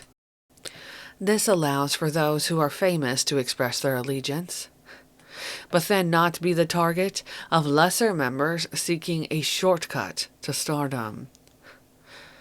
It also protects us from being pigeonholed by the media, who tend to think they can tame things through quantification. Information is always on a need-to-know basis, but we use this network to link up those who are working with similar means to our ends, so they can be more effective in the pursuit of individual goals. To the concluding question, how do you see the Church of Satan progressing in the new millennium? Gilmore responded, I see it still growing along the vectors established by Dr. LaVey. The membership continues to grow, and those who are joining now seem even more talented and accomplished than at any previous time in our history.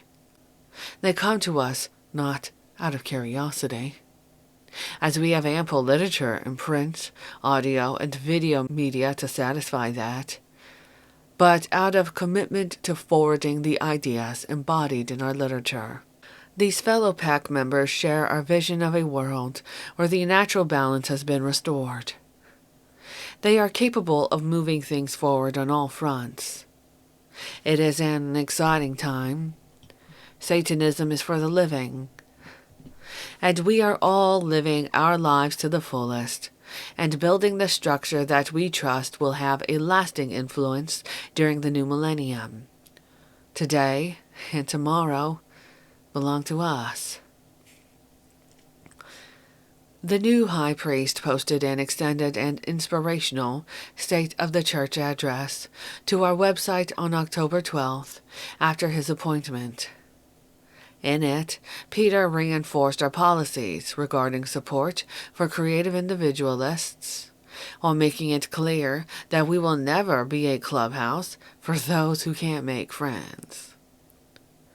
It has never been the purpose of the Church of Satan to provide a haven for huddlers, and so we have generally eschewed above-ground means for organized interaction. This tends to attract people who are desperate for sources of amusement, who generally offer nothing in return to those who end up being entertainers for these parasites. However, over the years, we've seen that many amazing projects have come into being through the sub-rosa interaction of some of our talented members who share similar interests. In this same essay, Gilmore reflected on the originating phases of our development. The LaVey directives from 1988 then added his own seventh phase, which we were experiencing at that crucial time of transition in 2001, identifying this phase as elaboration, wherein the results obtained from the continued application of our basic theories are examined and then crafted into ever more effective practice. Gilmore continued, "From the shattering of sacred icons, we move towards secular icon building, generating new archetypes that will join the current pantheon of essential imagery, symbols and characters that embody the quintessence of our values, self-determination, discrimination, and pride in accomplishment." Satanism culturally promotes the idea that a diverse range of choices should be open to the aware individual. The availability of such options will always threaten tyrants who wish to force infidels, often on pain of death, towards conversion to their one true way. It doesn't matter which deity is pictured benignly spreading his or her arms for the forced followers. Let those who fear us continue to do so for the precise reason that our way of life, if widely embraced, will limit the repressive reign of spiritual fanaticism. Designating the watchword for Anton LaVey's original founding of the Church of Satan as indulgence, Gilmore wrote, "I think a case may certainly be made that this concept has in the interim made a lasting impact on human society. As we look through the landscape of what is currently offered, we see that Dr. LaVey's vision has had broad cultural effect, as the amount of freedom for personal pleasure has abundantly increased on all levels of social strata." The high priest presented an additional watchword, justice, a worthy focus for our advocacy.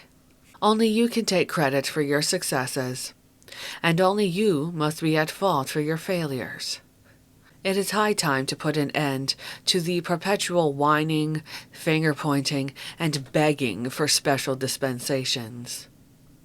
The time is now for Satanists and others who cherish individual liberty to expose the madness of religious fanaticism, wherever it may arise, and show the world at large that freedoms are threatened by those willing to die for their immaterial deities.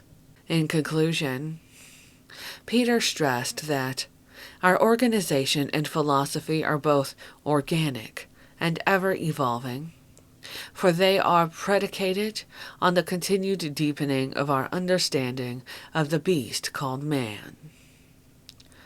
Such knowledge may be utilized to broaden the horizons of freedom and responsibility, but this practice demands virtuosity. Anton LaVey established an insightful foundation, which stands us in good stead as we further the implications of his ideas, while we elaborate the applications of Satanism in our current cultural milieu, setting the stage for further permutations. He sounded the fundamental tone, and we now compose exquisite symphonies from the resultant overtones, provoking sympathetic vibrations in those of like nature. We shall never become hidebound, as the natural progression of evolution and revolution are axiomatic to our philosophy. Satanism's essence is to flow with nature, ever forward. In my declaration the following year, in which Magistra Nadramia and I gracefully passed in our elegant gavotte, and she became high priestess, I further reinforced our business as usual policy for the future of the Church. To guide your life by the 9 satanic statements, to strive to fulfill your own ego, your own indulgence, and to forever seek undefiled wisdom is a potent brew. Those who are not Satanists cannot see how such a hedonistic philosophy could be practical, with everyone seeking only his own pleasure, his own selfish ends. But we in this sinister alliance know the truth, don't we? That is precisely why this is such a self-selecting religion. Those who don't understand Satanism are either repulsed by it or misapply it to their own detriment or destruction. Those who truly do understand it, and who are attracted to it for all the right reasons, apply the principles responsibly, and attain all they desire. It is a sword which destroys those who misuse it, and ensures the victory to those with the courage and depth to wield its power. As Shanna Alexander wrote in her excellent article about Anton LaVey so many years ago, when a significant life's decision's right, you hear that little ping in your head. It doesn't require the destruction of others. It doesn't lead to social anarchy and the decay of civilization. This idea of indulgence and ego supreme. On the contrary, the changes we feel destined to make are often advantageous to others of our kind as well. The pieces mesh together perfectly, as in an intricate watch. Ultimately, Satanists have the long-range good sense to understand we all must contribute to civilization and protect our earthly resources in the best ways we see fit. It is often the satanic forces within a society who see most clearly the distasteful sacrifices that must be made to preserve our comforts. On a more personal level, we recognize that to be offensively self-absorbed means to alienate all friends, family, and possible business allies. So lesser magic comes into play to balance our ego needs. But that's one of the many secrets those without will never understand. And it's just as well we keep them to ourselves. They need their menacing monsters and puckish imps and reckless adventurers. And we do it so well, whether in jackboots and leather or a jingling fool's cap. As the 9th satanic statement implies, what would they do without us? Since Peter developed and established the Church of Satan website in 1999, that avenue quickly became the primary foundational satanic thought. Links to the website brought attention to productive members like those who created, in 2000, the first satanic internet radio station, a network of the type of shows we now call podcasts, Radio Free Satan, which provided an expanding forum for devilish music and thought. It continues to spearhead outrage and heresy today. Now owned by Magister Gene, RFS celebrates its 20th anniversary at this writing with one of its longest-running shows featuring comedy and novelty numbers with a satanic viewpoint, Magister Bill M's Devil's Mischief. Another energetic member, Magister David Harris, began his internet radio show, Satanism Today, which ran from 2001 to 2006 on a non-satanic network, Free Thought Radio. Then later moved to Radio Free Satan. It is truly the progenitor of all satanic talk shows and remains the high watermark for professionalism and quality. Many have followed in Harris's footsteps, covering a vast array of topics, including Raising Hell, dedicated to satanic parenting.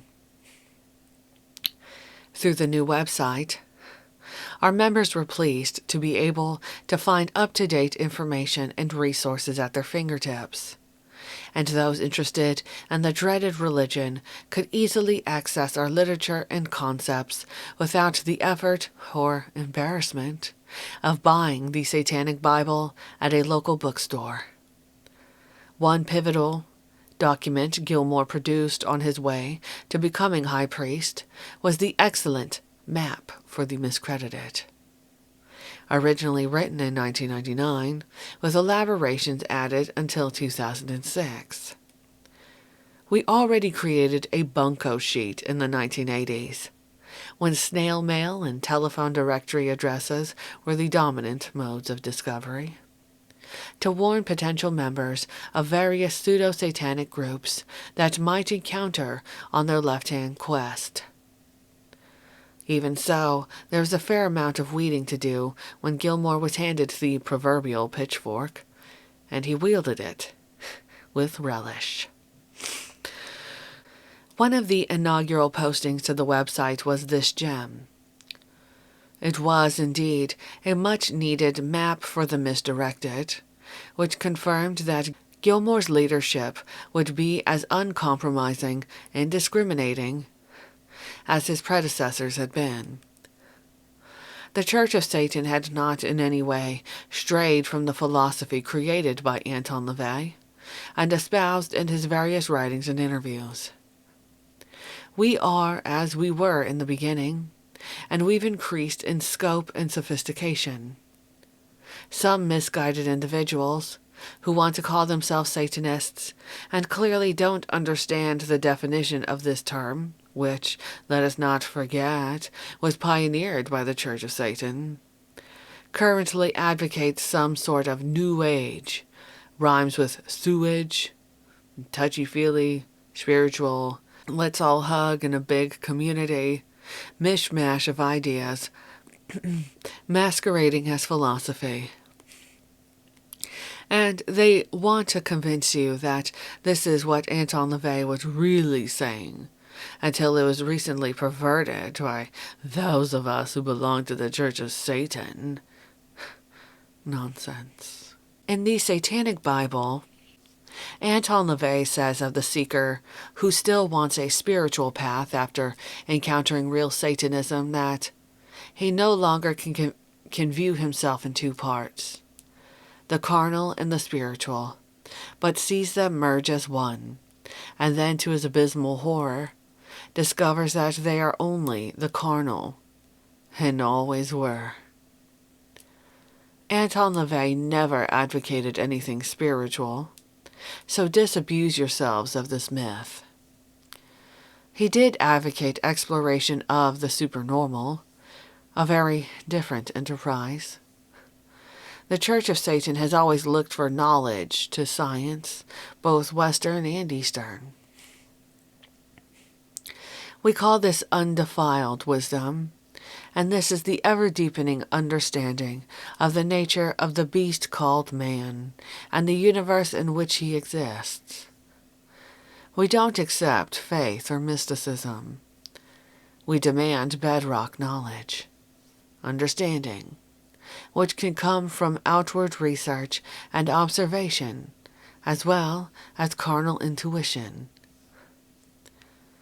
We Satanists are not here to smarten up the rubes. They are welcomed to be fooled by false churches of Satan and get the instant titles they crave. Plastic badges spilled from a gumball machine at $0.25 a pop. While knowing in their hearts that these count for nothing, if these various pseudo-satanic rip-off groups had something to offer, something original, they wouldn't be using our imagery and names to play the old bait-and-switch game. They'd let you know up front that they are not offering Satanism as synthesized by Anton LaVey and carried forward by we who are his chosen successors, who maintain the Church of Satan he founded. But they don't. Another giveaway to their con game. Nothing prevents them from original achievement and earned respect, save for their lack of ability and the fact that they just don't even bother trying.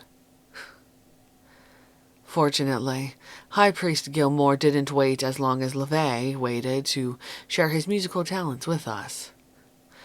Peter released his first musical endeavor to a wider audience in 2003 under Magister Kevin Slaughter's Adversary Recordings, a division of Reptilian Records / Mephisto Media, owned by Reverend Chris X.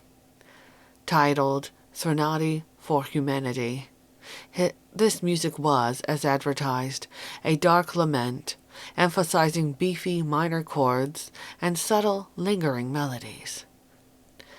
Through the years, Maestro Gilmore has treated us to additional glimpses of his creative musical soul. On May 24, 2009, in celebration of his 51st birthday, Magus Gilmore posted 8 tracks of original musical compositions which had been composed in the 1990s to our website. For Halloween 2013, 10 pieces were added from the same productive decade, with Gilmore speaking the words and creating oral evocations of the 9 satanic statements. He has since expanded the section of the website entitled Music by Magus Peter H. Gilmore to include several striking musical endeavors, where one can discover the haunting Walpurgisnacht, best appreciated with headphones on and lights out, and Algol, a mesmerizing Lovecraftian summoning. By 2003, Magistra Nadramia was gaining attention in her new role, spurring Adam Parfrey to ask her to write an updated introduction for a new pressing of LaVey's Satanic Witch. In it, she stirringly reflected on her discovery of Anton's blasphemous book, steeped as she was in the ever-present culture of feminism. There are things contained herein that are actually outrageous, and some readers will not have the ego to keep going forward, preferring to toss this volume across the room and write LaVey off as a crank, as simply promoting his own personal fetishes. At first, I know I wanted to.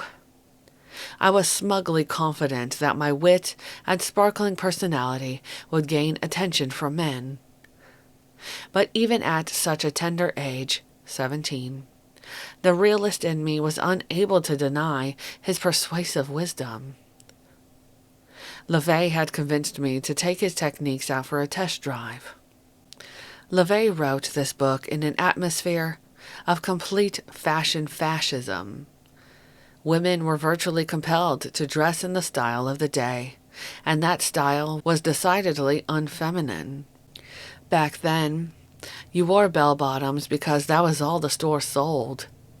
You couldn't find wine stem heels for love or money. I had to resort to my grandma's underwear drawer for a nice cotton garter belt, and to a dusty old Woolworths for genuine beige nylons. And when I dabbed vanilla extract behind my ears, and the man I had in mind moved closer and murmured, "You smell like a cookie," I thanked Anton LaVey. In other words, this stuff works. Satanists continue to launch more places to exchange ideas, opinions, and recipes on the exploding World Wide Web. The Satan's Playground BBS, where Peggy created her first online account, had evolved into satannet.com, which grew to house Letters to the Devil, a system of forums for various satanic persuasions.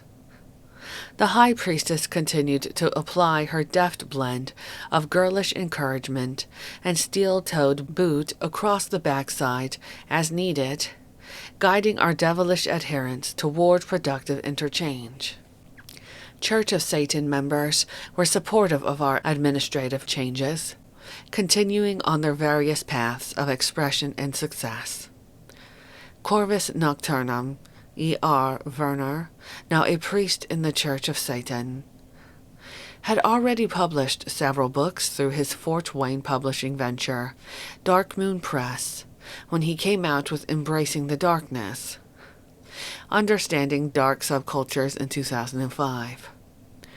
Corvus included extensive interviews with various vampires, goths, Satanists, witches, creators of dark ambient music, artists, and BDSM fetishists. Admittedly controversial sexual and religious persuasions approached with sensitivity, respect, and honest inquiry. The times they were definitely a changin' from the paranoia and hysteria of the Satanic Panic. Satanism was beginning to be accepted as a rather outre lifestyle choice, as opposed to the previous social script in which we were universally condemned as an international criminal enterprise, ready to sacrifice your kitty and steal your children. Among those voices from the darker realms were the elusive Magister Nemo, leader of the Temple of the Vampire, Magister Matt Paradise, publisher of Not Like Most and longtime Satanic representative, and our own High Priest, Peter Gilmore, along with many other sinister compatriots. When asked by Nocturnum about the seemingly ceaseless impulse in humans to create enemies by projecting their own fears and hatred onto these designated others, Gilmore responded, "Humans have always done it and always will. As a species, we are xenophobic and quick to externalize our shortcomings and project them on some adversary, whether it was deserved or not. With that always in mind, we Satanists walk carefully, seeing our life journey as if we are in a zoo filled with rabid primates. We never take respect, awareness, and justice to be the norm. Ignorance, maliciousness, pettiness, and bigotry are the main behaviors we can see. Watch the news from around the globe for proof. Being pragmatic, Satanists never forget the true nature of mankind, and thus take great care in any exchanges with other people. We never expect them to behave with the integrity and honesty that we bring to the table, but we are delighted when we do find such unique experiences.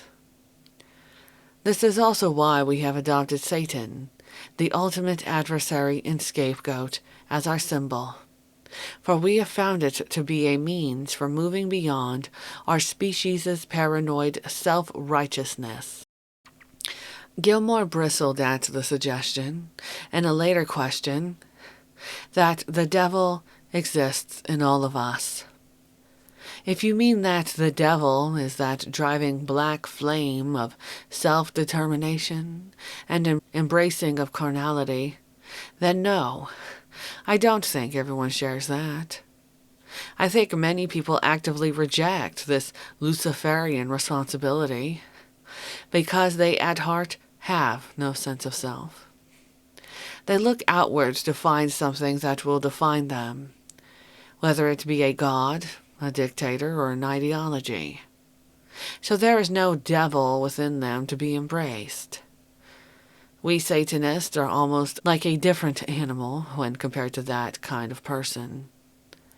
And amongst Satanists, those who have what the herd might see as extreme lifestyles, of course they are inwardly balanced, as only a person with a surety about their own individuality can make such a lifestyle function on a long-term basis.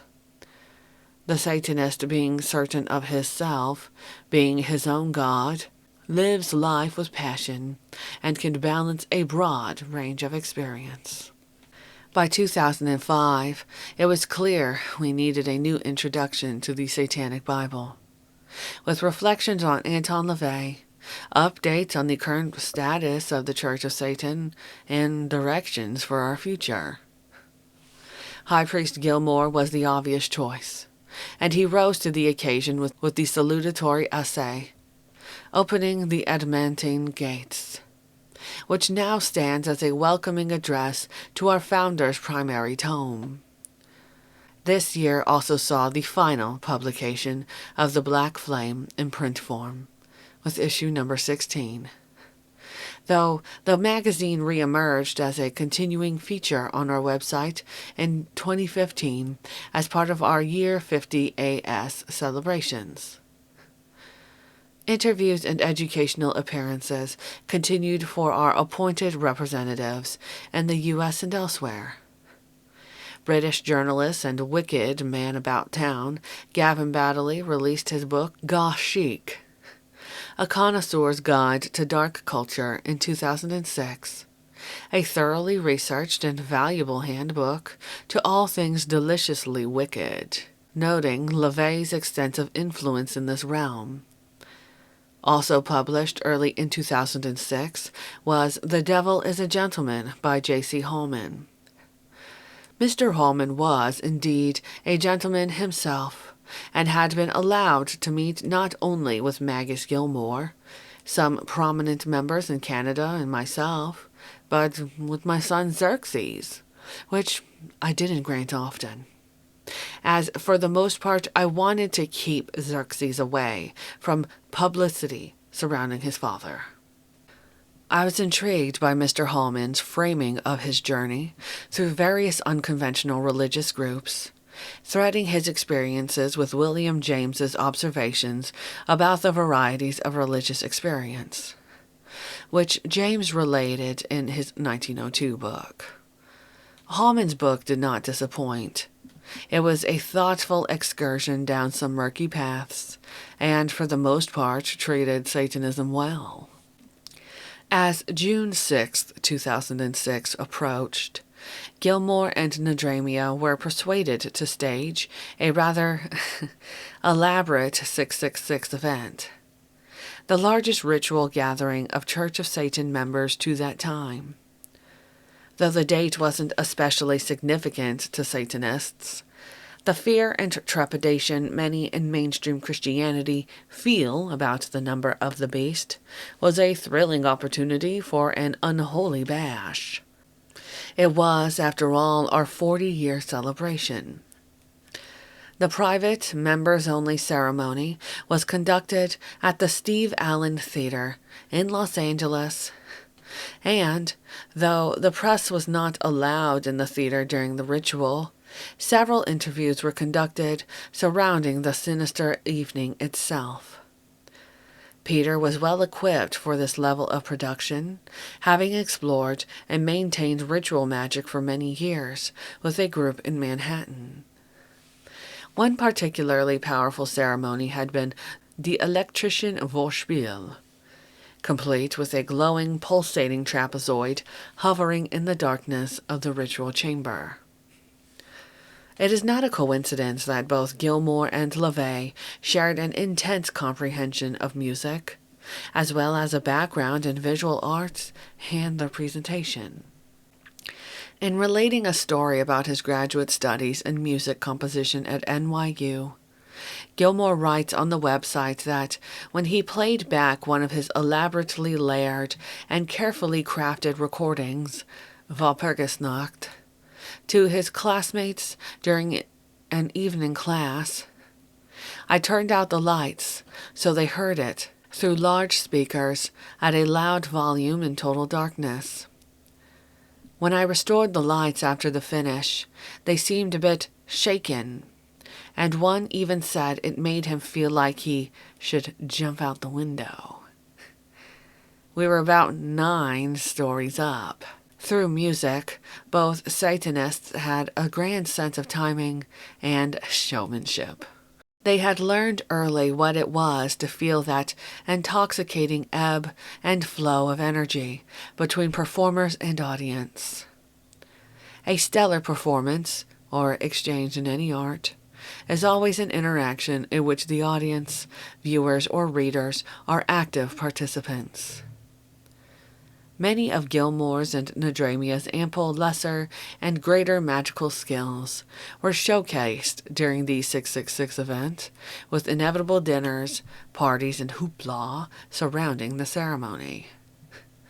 Magistra Nadramia gave some heady backstage observations in her article, 666 in the City of Dark Angels, for Not Like Most magazine. After relating the genesis and prelude in her own comical, earthy style, Peggy writes of the actual rite. The rest of the cast had remained apart the entire time, and they didn't know just how great everyone looked, how supportive and anticipatory they were, and how excited and fortunate they all felt to be part of this evening. When I took my place at the front of the stage, I was honored and thrilled to be the one to pull both contingents together. I couldn't help grinning from ear to ear. Good evening, Church of Satan, and welcome to the Satanic High Mass. Our cast members were galvanized by the response of the congregants, and their words and actions moved from performance to real ritual as the chamber's shadows seemed to take on a life of their own. The supplicants who came on stage to bare their souls and darkest desires were brave and beautiful. When the high priest spread his arms wide to deliver his final exhortation, I could feel the entire congregation rivet their attention on him. Peter's background in staging and organizing art exhibits for 18 years contributed to the smoothness of the event, and they had a capable, resourceful team working with them, including a professional director. For the ritual itself, after everyone found his or her seat, we were treated to the opening words from High Priestess Nadramia. Then the crowd of more than 100 members was plunged into total darkness, with the sonorous musical rumblings of Lust Mord relaxing and entrancing us, effectively transforming the theater into our ritual chamber. When our intellectual decompression had been allowed ample time, the light gradually came up, exposing a set composed of several imposing angled shapes looming above the participants on a grand stage, a la Lugosi and Karloff's film, The Black Cat. 3 separate rituals were included, reflecting the Satanic Bible's 3 main rites of compassion, lust, and destruction. Peter Gilmore stood forth in a shimmering scarlet chasuble and gave a rousing benediction to close the ceremony. The atmosphere in the theater was electricity itself. The coordination and power of the entire production served as a stunning, formal, if somewhat delayed, debut of our high priest and high priestess. Their work augmented most ably and aptly by a number of enthusiastic and creative Satanists flying on attention, respect, adrenaline, and caffeine. The new leadership was coming into its own, building on our enduring legacy, as well as boldly shaping the future to conform to our will. Social media was becoming an unavoidable driving force for businesses, universities, and educational entities, acting in concert with established websites to get current attitudes and information distributed to an ever-hungrier audience.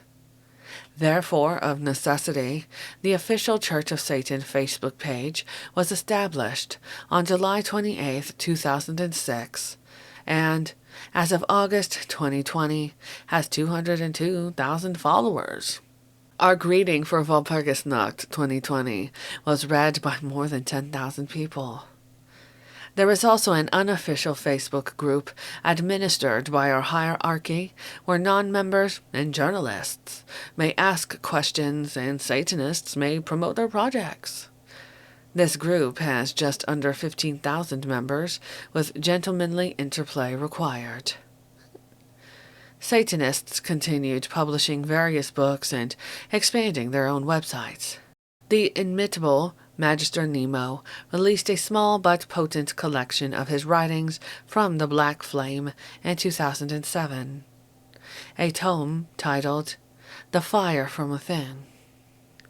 Magister Matt Paradise, through his imprint Purging Talon, published an excellent collection of satanic thought from his Not Like Most magazine and his 2007 book, Bearing the Devil's Mark.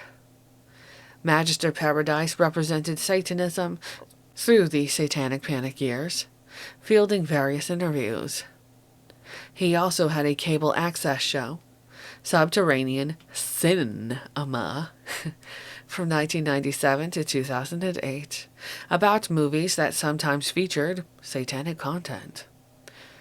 Matt also developed a video version of David Harris's highly respected internet radio show, Satanism Today, by matching the audio to some visuals. That version of the show was broadcast on cable access from 2003 to 2006. In this, Matt followed in the pioneering footsteps of another satanic panic warrior, Reverend Andre Schlesinger, who wrote, directed, shot, and edited the first satanic cable access show called Satanic Mass on Manhattan Cable TV in the late 1990s, which included satanic rituals and philosophy. Andre also shared his cooking tips in a spin-off show, The Chef in Black. Paradise collected many of our interviews into videotapes in 2003. An expansion of Paradise's indispensable desk reference of misanthropic and anti-theistic wisdom, the Book of Satanic Quotations, was released in 2008. On a more sober note, Peter was requested by a member's family to perform a satanic funeral in June of 2007 for longtime Church of Satan member Alfredo Ramirez. Ramirez had a large extended family, and his funeral took place in New York City at the Greenwich Village Funeral Home, an ecumenical facility accustomed to assisting with unconventional services. Mr. Ramirez's motorcycle was on the premises, and his black casket was decorated with the sigil of Baphomet. As part of the preparation of his body, Mr. Ramirez was wearing a full-face makeup from The Crow. When Warlock Sean Poirier died, Magister Joe Netherworld and Magister Bill M. elected to give him a satanic funeral at Magister Netherworld's Dungeon Ritual Chamber in Poughkeepsie, New York, in April of 2008. It was well attended by Warlock Poirier's friends and both the Church of Satan and the Salem witchcraft community. The high priest and high priestess attended, with Peter also participating in the rite. During that Poughkeepsie visit, they walked their beloved chow dog, Bella, down the street and discovered what was to become the next Black House. The crowning delight of 2007, XLIIAS, was the release of the Satanic Scriptures, Peter Gilmore's scathing recollection of essays covering everything from 9/11, the West Memphis 3, and Columbine to specific classical composers, fascism, and same-sex marriage. And, of course, there is Satanism. Resounding throughout the work is the magisterial authority of a man who has quaffed deeply from the Stygian wells of rationality and demonic wisdom. Gilmore's prose is polished and satisfying, exhibiting deep conviction regarding his chosen path, inspiring others to pick up the banner of the Baphomet and live their lives with robust indulgence and sharp intelligence, soaring above the ever-befuddled, lumbering zombies. The true Satanist will deal with people as individuals, eschewing collectivist doctrines such as racism. Satanists do not simply tolerate the freaks and misfits of society. They seek them out to gain wisdom from their fellow eccentrics. We are truly lone wolves, howling our songs of noir melancholy in the night. But sometimes we choose to run in packs. We might even try to shake up the complacency of those who thoughtlessly embrace consensus reality by demonstrating that there is far more in hell and on earth than could ever be dreamt of in their philosophies. In a later tribute essay after Anton LaVey's death, Gilmore writes, "The Church of Satan is a tenebrous cabal of those who work to continue human society's momentum along the vector set by Anton LaVey. And it shall remain the treasured domain of the imperious few, the mighty-minded who live by their own blood and brains, who sail the ebon river into the bourne of darkness, which welcomes only those who bear the blazonry of Almighty Satan upon their very souls." Peter Gilmore did not approach his appointment as leader of the Church of Satan lightly, without all due reflection. It was a destiny he had orchestrated and earned, prepared as he was throughout his life. Here, he put his leadership style and expectations in context. Gilmore writes, "Since I am a musician, having studied both conducting and composition, I often tend to cast my imagery based on this significant part of my creative practice. I see the Church of Satan as resembling a vast symphony orchestra of diabolical virtuosos, each with skills in playing their unique instruments, their talents. I am now the conductor and music director of this esteemed ensemble, and the score of which I lead us in performance is the philosophy of Satanism, composed by Anton LaVey and embodied in his many works.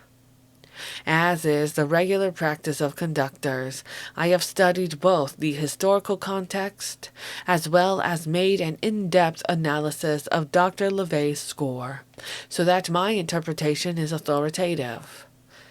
Having worked for so many years directly with the composer himself has also provided me with necessary insights into his unique methods and means." Scriptures concludes with several rituals with which High Priest Gilmore wrote over the years: a marriage ceremony, a funerary rite, a self-dedication, as well as rite of Ragnarok. At the back is touching and informative biographical piece by Peggy Nadramia. The book resounds with Gilmore's satanic certainty and wit. Another high point of 2008 was an enchanting gathering in England, expertly coordinated by the potent and enigmatic Reverend Entity who, with his mesmerizing wife, Priestess Fifi, had performed admirably in the last portion of our 666 ritual.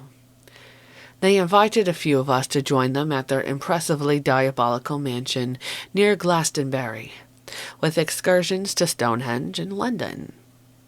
Our revels culminated in a private Walpurgisnacht ritual in the Hellfire Caves of West Wycombe, where Sir Francis Dashwood and his debauched band of British elites once blasphemed and cavorted. We held a well-orchestrated, rousing ceremony evoking various historical figures, including Benjamin Franklin, who were known to have haunted the caves, complete with a lovely nude altar and a moment of unintentional phallus-flinging. As Peggy later wrote about that night, it was during the hours afterward spent wandering the caves when the transformation occurred. 50 Satanists enjoyed the freedom to wander together, alone, in couples, in secret, crossing the river Styx, tossing coins in the underground stream, posing by the artificial human companions who occupied the caves full time, whispering, laughing, invoking, and we all experienced a resonance with this magical environment that was truly unforgettable. The present leadership of the Church of Satan maintains a balance of respecting Anton LaVey, preserving his memory, innovations, and style, while gradually asserting our own priorities, perspective, and interests, adapting to new technologies and instigating societal shifts. Gilmore and Nadramia have both emphasized that the Church of Satan exists not as an edifice, but through the accomplishments and ever-growing influence of Satanism's finest exemplars. When the original Black House on California Street was destroyed in 2001, we all grieved. But Peter reminded us, with its passing, it gains greater power as it moves into the realm of legend. Now it continues to exist as the archetype for layers belonging to many of the members of the Church of Satan. And in the years to come, it shall continue to serve as an inspiration for those infernal souls who have the will to construct their own dark sanctuaries. That was, indeed, a year of dramatic change, as we also welcomed our new high priest, who, like the leaders before him, seemed destined from birth for his new role. It might also seem Magus Gilmore was touched by infernal prophecy in 2001, when he wrote of the Black House in San Francisco becoming an archetype for other such dark sanctuaries to come. In 2009, Magistra Nadramia and Magus Gilmore purchased their own unholy mansion in the haunted Hudson Valley. It was hardly a showplace, having been battered and neglected. But the 1876 architecture was sound, and they saw what a grand lady the house could become. Immediately, they set to work fulfilling their own vision of Victorian splendor, researching the history of the house, staying as close as they could to period-appropriate fixtures and wall treatments, with Peter devising a 6-color paint scheme to highlight its many significant architectural features. Observing Anton LaVey's admonishment against would-be satanic priests, who can't even wield a hammer or take out the garbage, Magus Gilmore teetered on ladders to achieve the precise effects he wanted, while Magistra Nadramia cleaned, carted debris, and sweated to make her home her own. Rich purples, deep reds, and peacock blues shimmer throughout the interior, with gold accents drawing the eye to one intriguing detail after another. Their home is now filled with compelling art and artifacts, convivial conversation, and beautiful music, accompanied by the lively patter of canine feet. Gilmore and Nadramia's revived Adams-like manse has acquired, through careful cultivation, an atmosphere very like the original Black House. Together, through many years of toil, they have created a home which stands as a tribute to the unyielding drive within them both, an outward expression of their own horror-loving souls, alive with brimstone and intellectual fireworks. Chapter 10. Shemham for Ash. Soon after moving into their Black House on the Hudson, before the pitch-black exterior paint was dry, and most of the eventual improvements were still a dream, Nadramia and Gilmore invited significant Satanists to darkly sanctify their new dwelling. As with Anton LaVey, sharing time with cherished individuals has always been a primary joy for the Magus and Magistra. Their new lair was ideal for entertaining and inspiring. The shadowed rafters soon sang with ritual and frivolity. Even though the renovations had rarely begun, Peter and Peggy didn't let those distractions hinder the progress of the church. The devil never sleeps. Our members were likewise busy utilizing new technologies for their creative expression. Reverend Adam Campbell started an influential satanic podcast in 2011 called 9 Cents, and ran it regularly for 5 years, sharing the microphone with other Church of Satan members for different segments related to their varying fields of expertise and inquiry.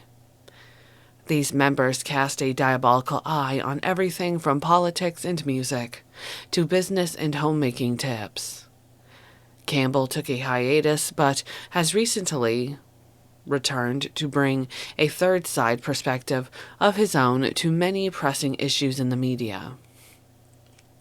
He also irregularly produces the Speak of the Devil podcast, interviewing Satanists and those with a satanic outlook, and Satanists on Cinema, an ever-evolving examination of satanic films from a truly satanic viewpoint.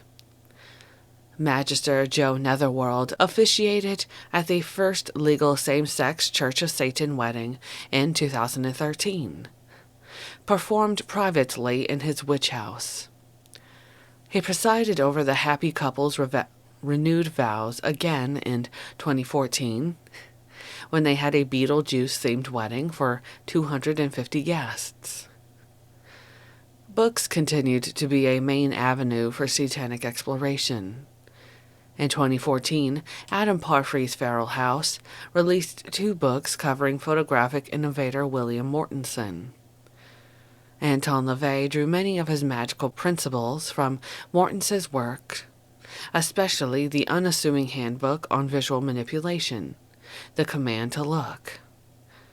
The concepts of sex, sentiment, and wonder, dominant mass, is, does not, and the power of the S-curve were all drawn directly from Mortensen, an author LaVey discovered as a teenager in the 1940s. Feral House also released an impressive Mortensen collection titled American Grotesque as a companion to the small tome on photographic methods. And the perceptive essay by Michael Moynihan for this reprint of The Command to Look, Moynihan writes, Anton LaVey may go down in history as a black magician, but his greatest role models were not chosen from the ranks of the historical occultists. LaVey disdained most occult writing as little more than the crypto-Christian scribbling of muddled mystagogues. By contrast, an artist like William Mortensen, a master of light, dark, and shadow, who knew the secrets of the visual persuasion, was far more important to him, and he took Mortensen's theories to heart. The imprint of Mortensen's formulas is evident throughout LaVey's satanic philosophy, in his theories of the greater and lesser magic, and in his prescriptions for effective ritual. From the very start, Anton LaVey's Church of Satan was founded upon pillars of fear and the grotesque, but even more so of sex and wonder, and the eyes of the world could not ignore the command to look. I had been publishing the original Church of Satan newsletter, The Cloven Hoof, sporadically since Dr. LaVey died, releasing the most recent issue, number 133, in 2013. In it, I discussed deism and the founders of the United States, and where our best devilish energies can be focused. The publication is on hiatus now, but may well reemerge with another print issue or in another form. In lieu of publishing the newsletter, I was concentrating my creative energies on expanding and revising the biography of Anton LaVey I wrote in 1990. Enriched with new material covering Anton's death and the churnings that occurred afterward, The Secret Life of a Satanist, revised edition, was published in 2014. Another major release in 2014 was Peter Gilmore's Spirited Representation and the Devil and Philosophy, edited by Robert Arp, which was actually volume 83, and the generally fun and frisky popular culture and philosophy series from Open Court Publishing. Starting with Seinfeld and Philosophy, a book about everything and nothing in 2000. The series offers essays ranging from silly to serious on various television shows, video games, and characters, like Sherlock Holmes, Harry Potter, or Doctor Who, and musical groups. How it took them 83 volumes to get around to the devil. The books are generally thoughtful, examining the deeper implications of popular subjects through various points of view. Gilmore adopted the appropriately light tone with his offering, Our Satan, or Are You Loco for Loki?, in which he addressed the draw of villainous characters, as well as debating with two academic writers who were also invited to submit essays. I will discuss this exchange in more detail in the next chapter. The books are generally respectful and probing toward their subjects, and this entry did not disappoint. In it, Peter succinctly wrote that Anton LaVey offered Satan as an empathetic and inspirational symbol for carnally oriented humans, far more emotionally resonant for us than some celestial deity. Unlike the distant patriarchal Sky Daddy, LaVey embraced that earthy characterization, and so refers to him as brother and friend in his invocation to Satan. He then presented ritual as a means for emotional catharsis rather than worship. In essence, Satanists externalize their own highest potential and commune with that image as part of ritual. But such fantasy is meant only for the theatrics of the ritual chamber. Outside of that, Satanists are expected to work towards their goals using conventional means, now freed of hindering emotional baggage. Thus, the devil's price for the Satanist is loss of both faith and naivete, but the reward is an accurate grasp of reality and oneself, enabling one to more effectively move the world according to one's will. Gilmore continued to vigorously represent Satanism in online interviews, in person and in print, posting timely items to the news portion of the Church of Satan website, showcasing activities of our members or topical concerns, and adding pertinent essays to our extensive website as necessity dictated or time allowed. One extensive interview Gilmore granted to Olin Thomas for CutToTheTruth.com in October 2014 attempted to clarify some vital issues. Though the questions were rather predictable, based on religiously oriented presuppositions, the Magus did a thorough job of setting Mr. Thomas straight. In answer to the question, does your church promote violence, promote peace, or is it indifferent on the matter?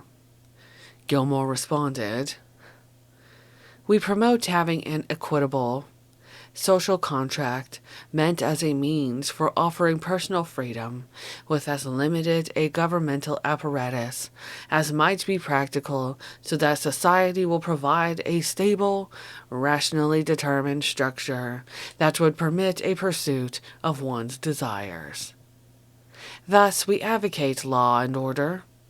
Peace and prosperity are generally favored by Satanists, since our primary purpose is to enjoy the one life we have without harming others. We don't care if we offend people, since a consequence of a diverse society is that there will be pursuits that might not be to everyone's tastes. But since we have no intention of forcing others to do as we do, we expect reciprocal courtesy.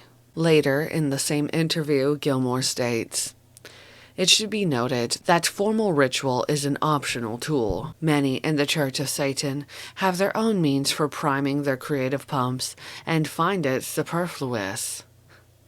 But others have found that it can offer a form of energizing self-therapy that leads to more effective results. It is a matter of personal taste, and so it is something that can be employed if and when desired, or not at all." Another comprehensive interview with the high priest was conducted by Greg Stevens for his blog, published August 11th, 2014. I will be referencing the expanded full disclosure version of the article as posted on churchofsatan.com, which includes Magus Gilmore's responses in full. Titled, "The Church of Satan and the Paradox of the Individualist Religion," Stevens began his interview with a question about political activism. To which Gilmore replied, "We have numerous members who are activists in various spheres that they find to be of personal interest and benefit. Satanism empowers Satanists to be the center of their own subjective universe, their own gods, so to speak. So it is their personal values and desires motivating their activism or any other pursuits, not Satanism itself. It is important to note that Satanism is not a cause. Rather, it is a set of principles that serve as a tool for each Satanist to get the most out of life. So, activism in the name of Satanism is meaningless, since there is nothing that can stop one from employing the principles of Satanism as a personal tool for survival and prosperity. The fundamental concepts of Satanism support the individual Satanist's desire to be politically active towards goals that enhance his or her values. Activist Satanists work through appropriate channels to forward their objectives, often keeping their affiliation secret since it could easily serve as a stumbling block when dealing with a diverse group of non-Satanists who share with them a common political goal." Continuing along this line, Stevens asked, "Can you imagine any type of political or cultural scenario where the Church of Satan would publicly support or oppose a law, politician, or movement?" Peter responded that, indeed, back during the Satanic Panic, there was proposed congressional legislation to make Satanism illegal. During that time, Anton Szandor LaVey, the founder of the Church of Satan, had encouraged me as a spokesperson for the organization, and the means for combating this proposal was to educate people about what Satanism really was, rather than the then current fantasy of devil worship, child abuse, and sacrifice promulgated by evangelical Christians and gullible journalists. LaVey did not have the Church of Satan issue statements rallying its members to sally forth. Instead, he felt that fulfilling the purpose of the Church of Satan, educating others as to what it represents, would serve to dissolve the false definition of Satanism fueling that proposed law. It is my practice to continually write pieces demonstrating how Satanism can be applied towards many different aspects of life and society beyond what Dr. LaVey covered in his works. And in doing so, I maintain the rational, coherent set of principles that he originated. Stevens's concluding question was respectful, but informed by presumptions that Satanism has various flavors or denominations, just as Christianity and other spiritual religions do.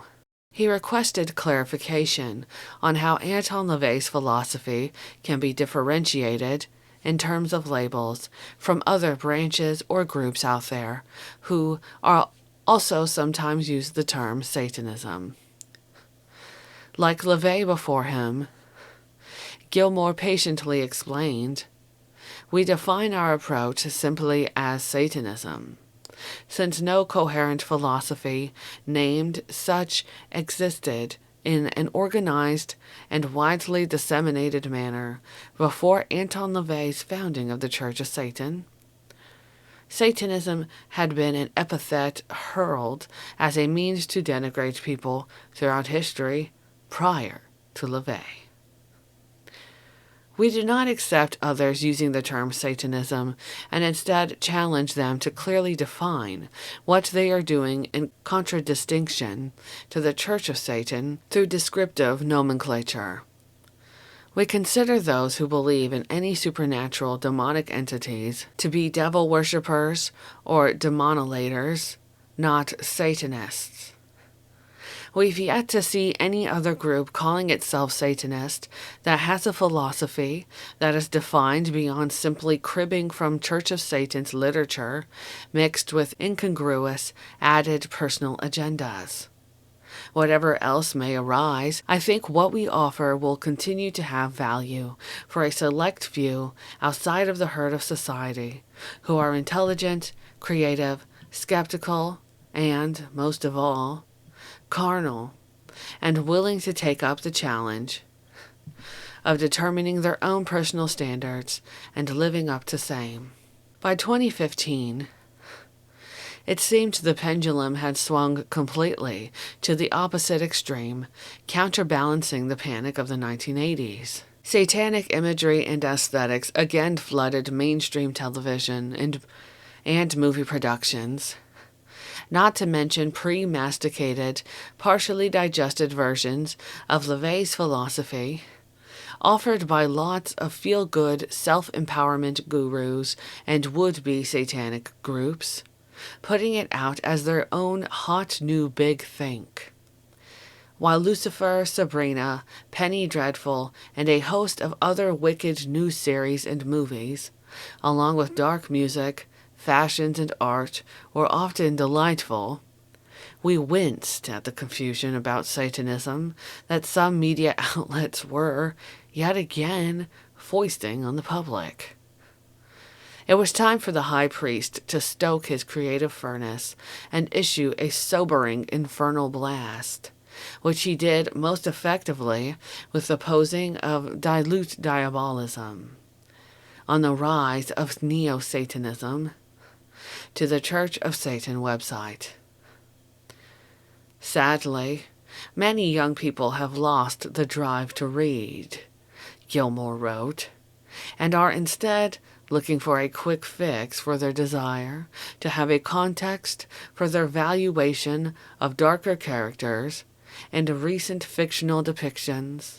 LaVey's philosophy, as elaborated by myself and others, is one that requires, as our founder stated, study, not worship. Hence, there is a barrier to many, which we find to be appropriate as that has been a built-in bulwark since our inception. But that leaves a contemporary market for Satanism light, wherein a few paragraphs of ideas coupled with public gestures can be attractive for those with limited attention spans and less intelligence who are within easy reach via the internet. Current social media has made visibility and swarming easy. For those who no longer find Jesus to be cool, yet who want the same sort of mindless huddling and ready-made self-definition provided by Christianity, so long as it requires no commitment or any actual cogitation. When those folks find Satanism for its rejection of the Nazarene, they skim our site and learn our perspective requires total self-responsibility, often challenging one to rise to the top of their game. They quickly look for alternatives that don't require that they do any in-depth reading or personal reflection, preferring a substitute that might have a similar goat head logo and black wardrobe, offering the sort of jiffy, unearned acceptance traditionally extended by the Jesus junkies, especially if tepid liberal truisms are proffered. Magus Gilmore went on to explain. The Church of Satan was not meant to be an organization that exchanged Jesus for Satan, keeping the usual church buildings whose mortgages are paid for by bake sales, car washes, and other forms of begging, while competing elbow to elbow to pose before the public with tacky displays of faith.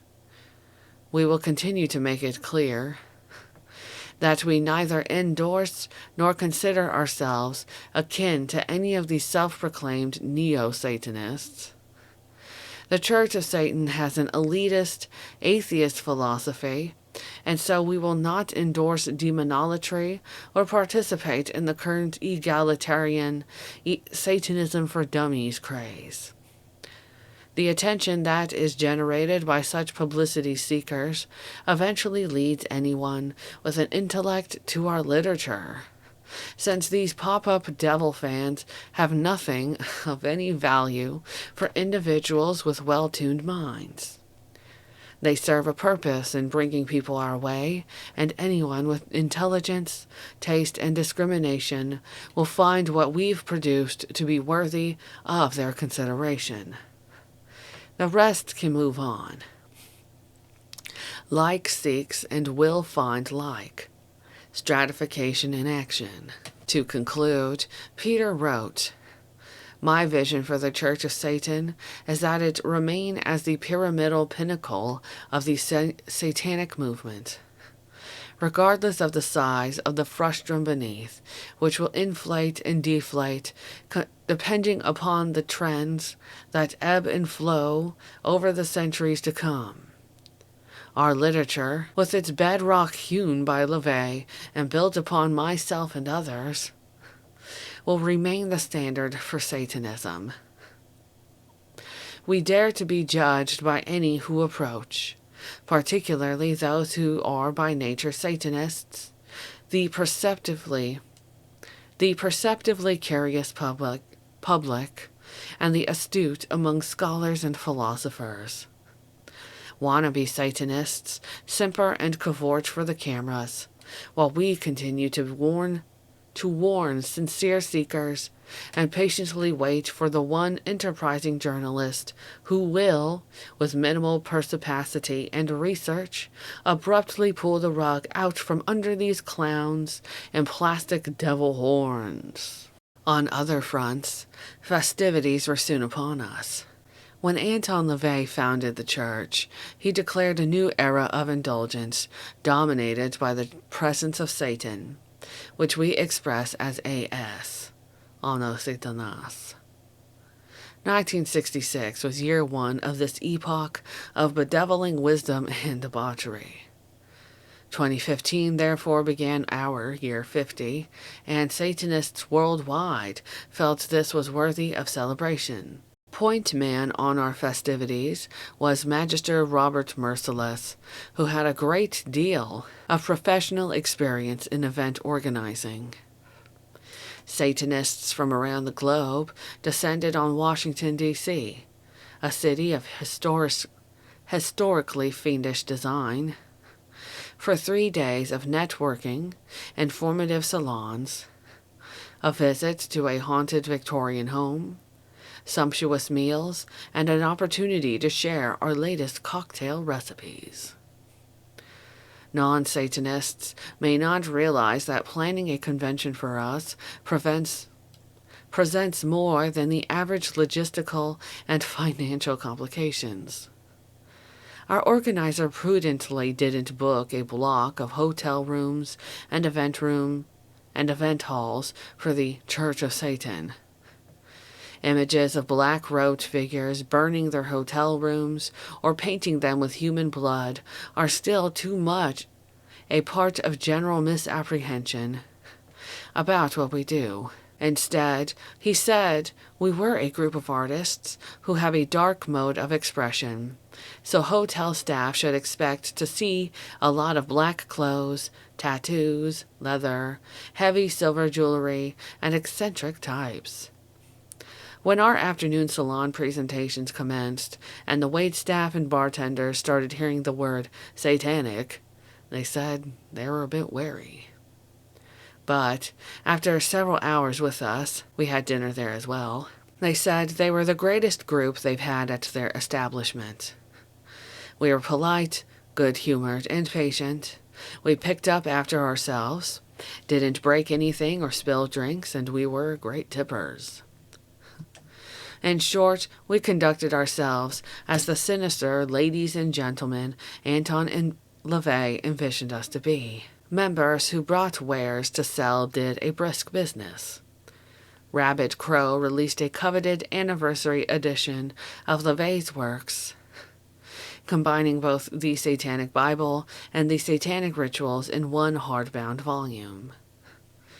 In his concluding exhortation, Magus Gilmore urged us all to boldly forward with our lives and be more brazen about being public Satanists when we are able, so others can know that we are active and valuable parts of their communities.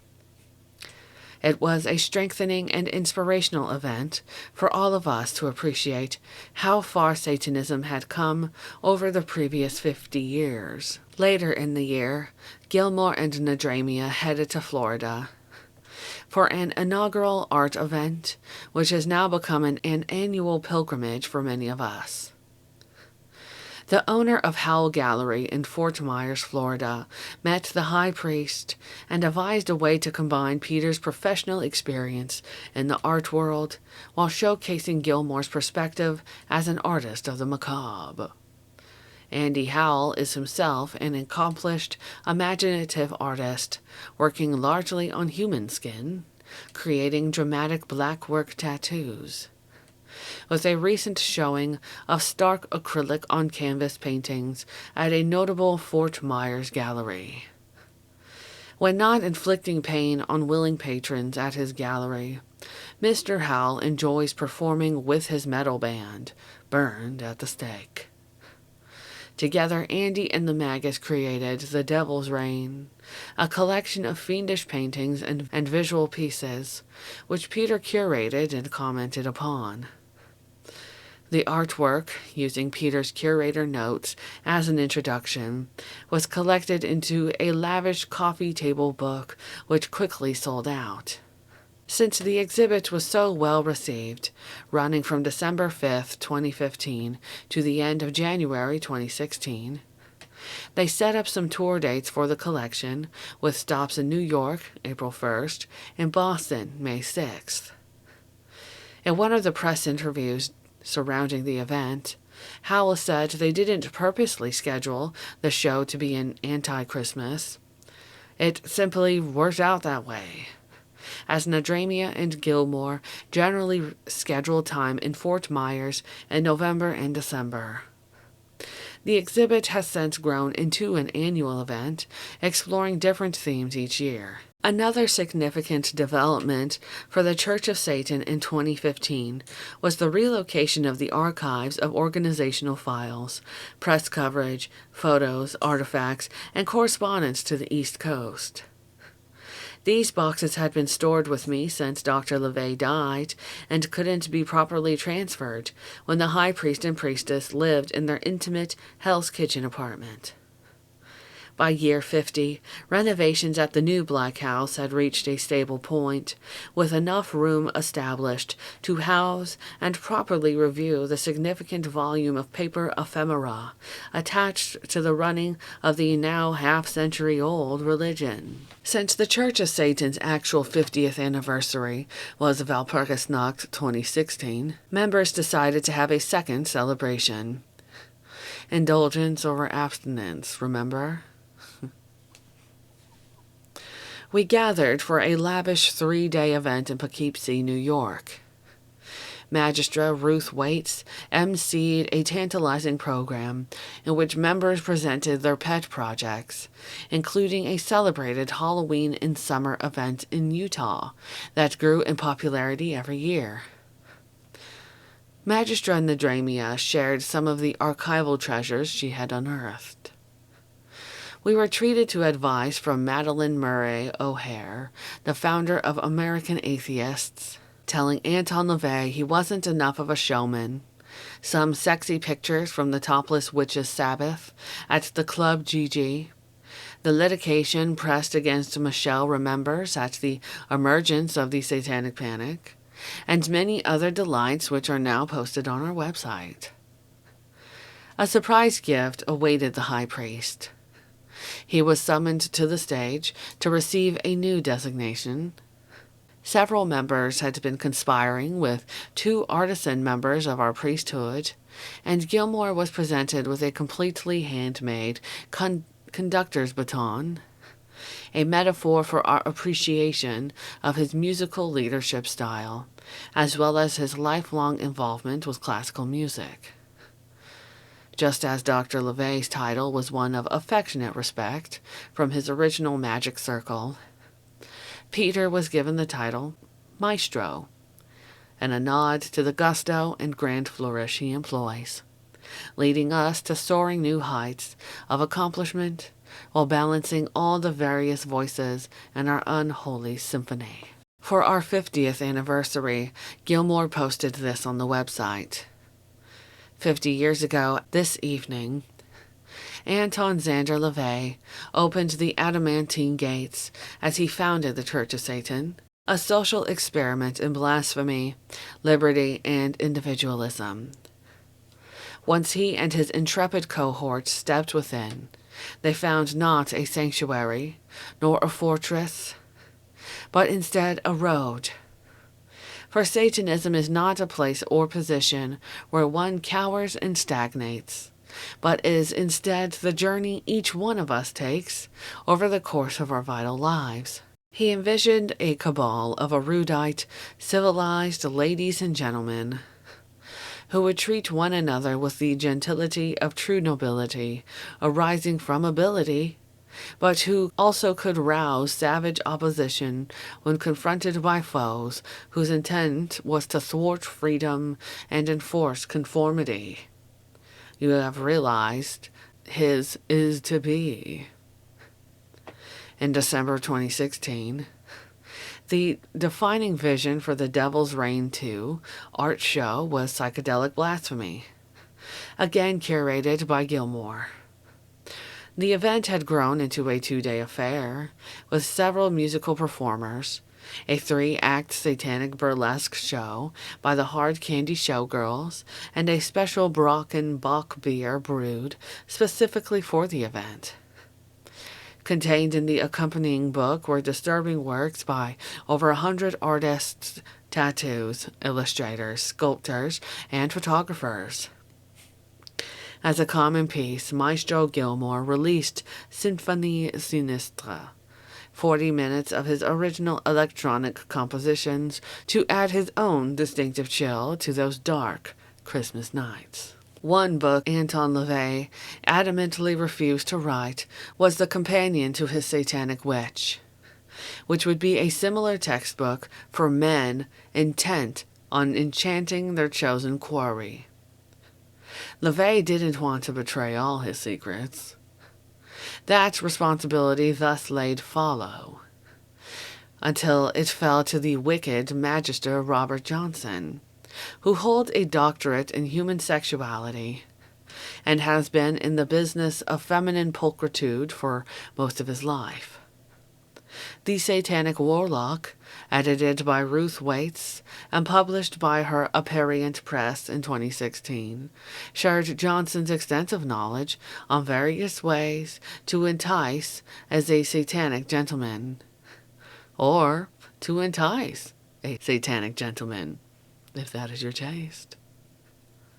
It is frank, sexy reading, and concludes with a pointed interview with High Priestess Nadramia, who identifies the Satanic Warlock as the culmination of decades of satanic principles and ideas, resulting in the epitome of male attraction, effectiveness, and power. He is completely comfortable in his flesh, no matter what its age or shape, because he knows what he has to offer. His smile is warm, but his confidence is titanium steel. Peggy had the opportunity to approach other important satanic topic in the essay she wrote for Reverend E.R. Werner's 2016 Devil's Due essay collection. The book showcases several distinctive voices, including Magistra Nadramia's discussion of ritual magic within the history of the Church of Satan.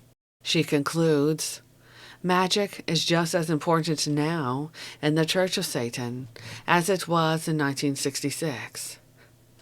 It began with a magic circle. That circle may be said to be much, much wider. How we work our magic is up to us. We can do it individually or in small or large groups. We can follow our traditional guidelines, or we can creatively wing it. Remember that in the Satanic Bible, the Book of Belial is the section depicting rituals, because, as LaVey says, Belial means without a master, and symbolizes true independence, self-sufficiency, and personal accomplishment. This essay is reprinted in its entirety in Appendix 1, Essentials of Satanism. The theme for 2017's Devil's Reign 3 was one near and dear to our High Priest's heart: Daikaiju, Japanese for large, strange beast. The event was again held at Howell Gallery in Fort Myers, Florida. Long holding an abiding appreciation for all things Godzilla, Maestro Gilmore has waxed more poetically about the satanic characteristics of the venerated giant reptile.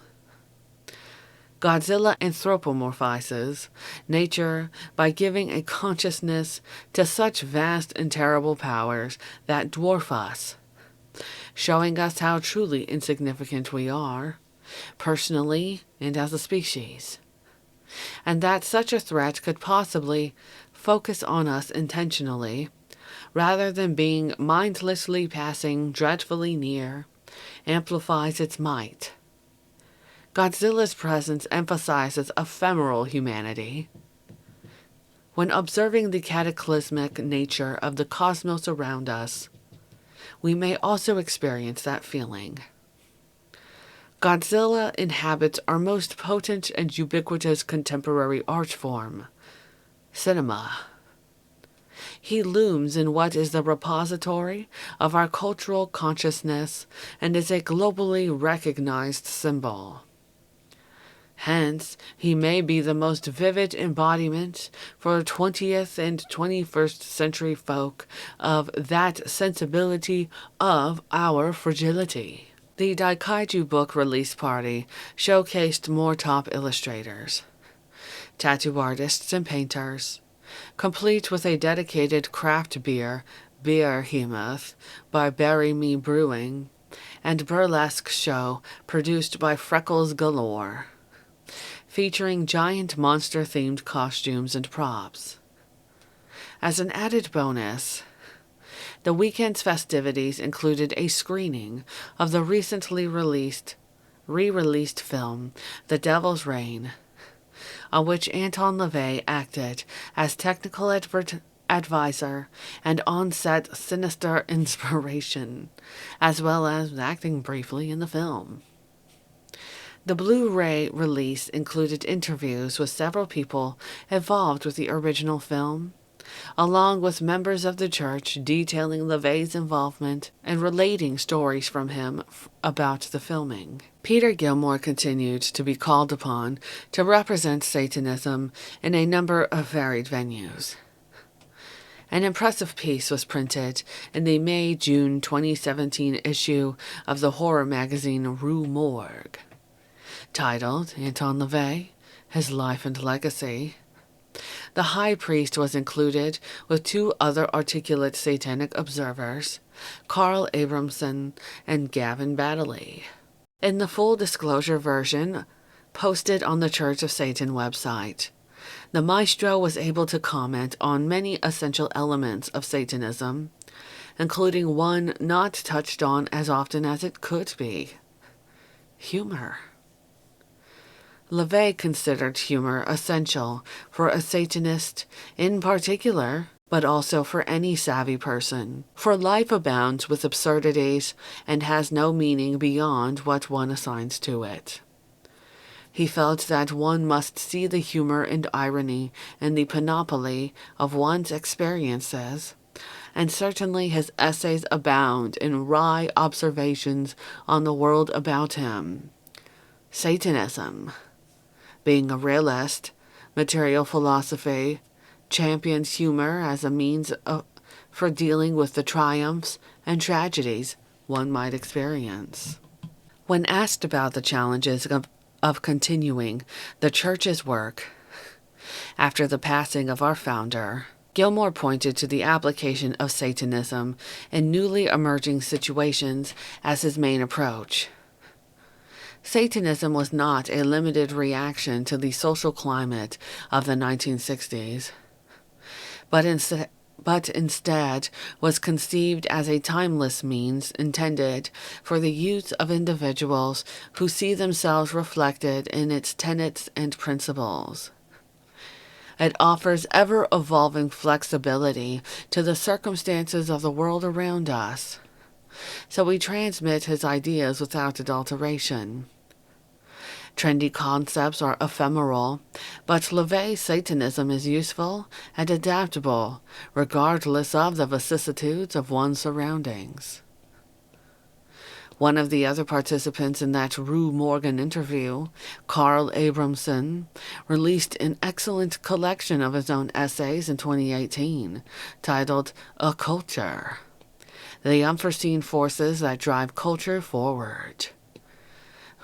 Carl covered a lot of ground in these essays on topics ranging from Crowley and Rudolf Steiner to Pokemon. He is one of a handful of Spirit Point scholarly writers today who have matured within a heady brew of esotericism and their own personal explorations of the dark arts.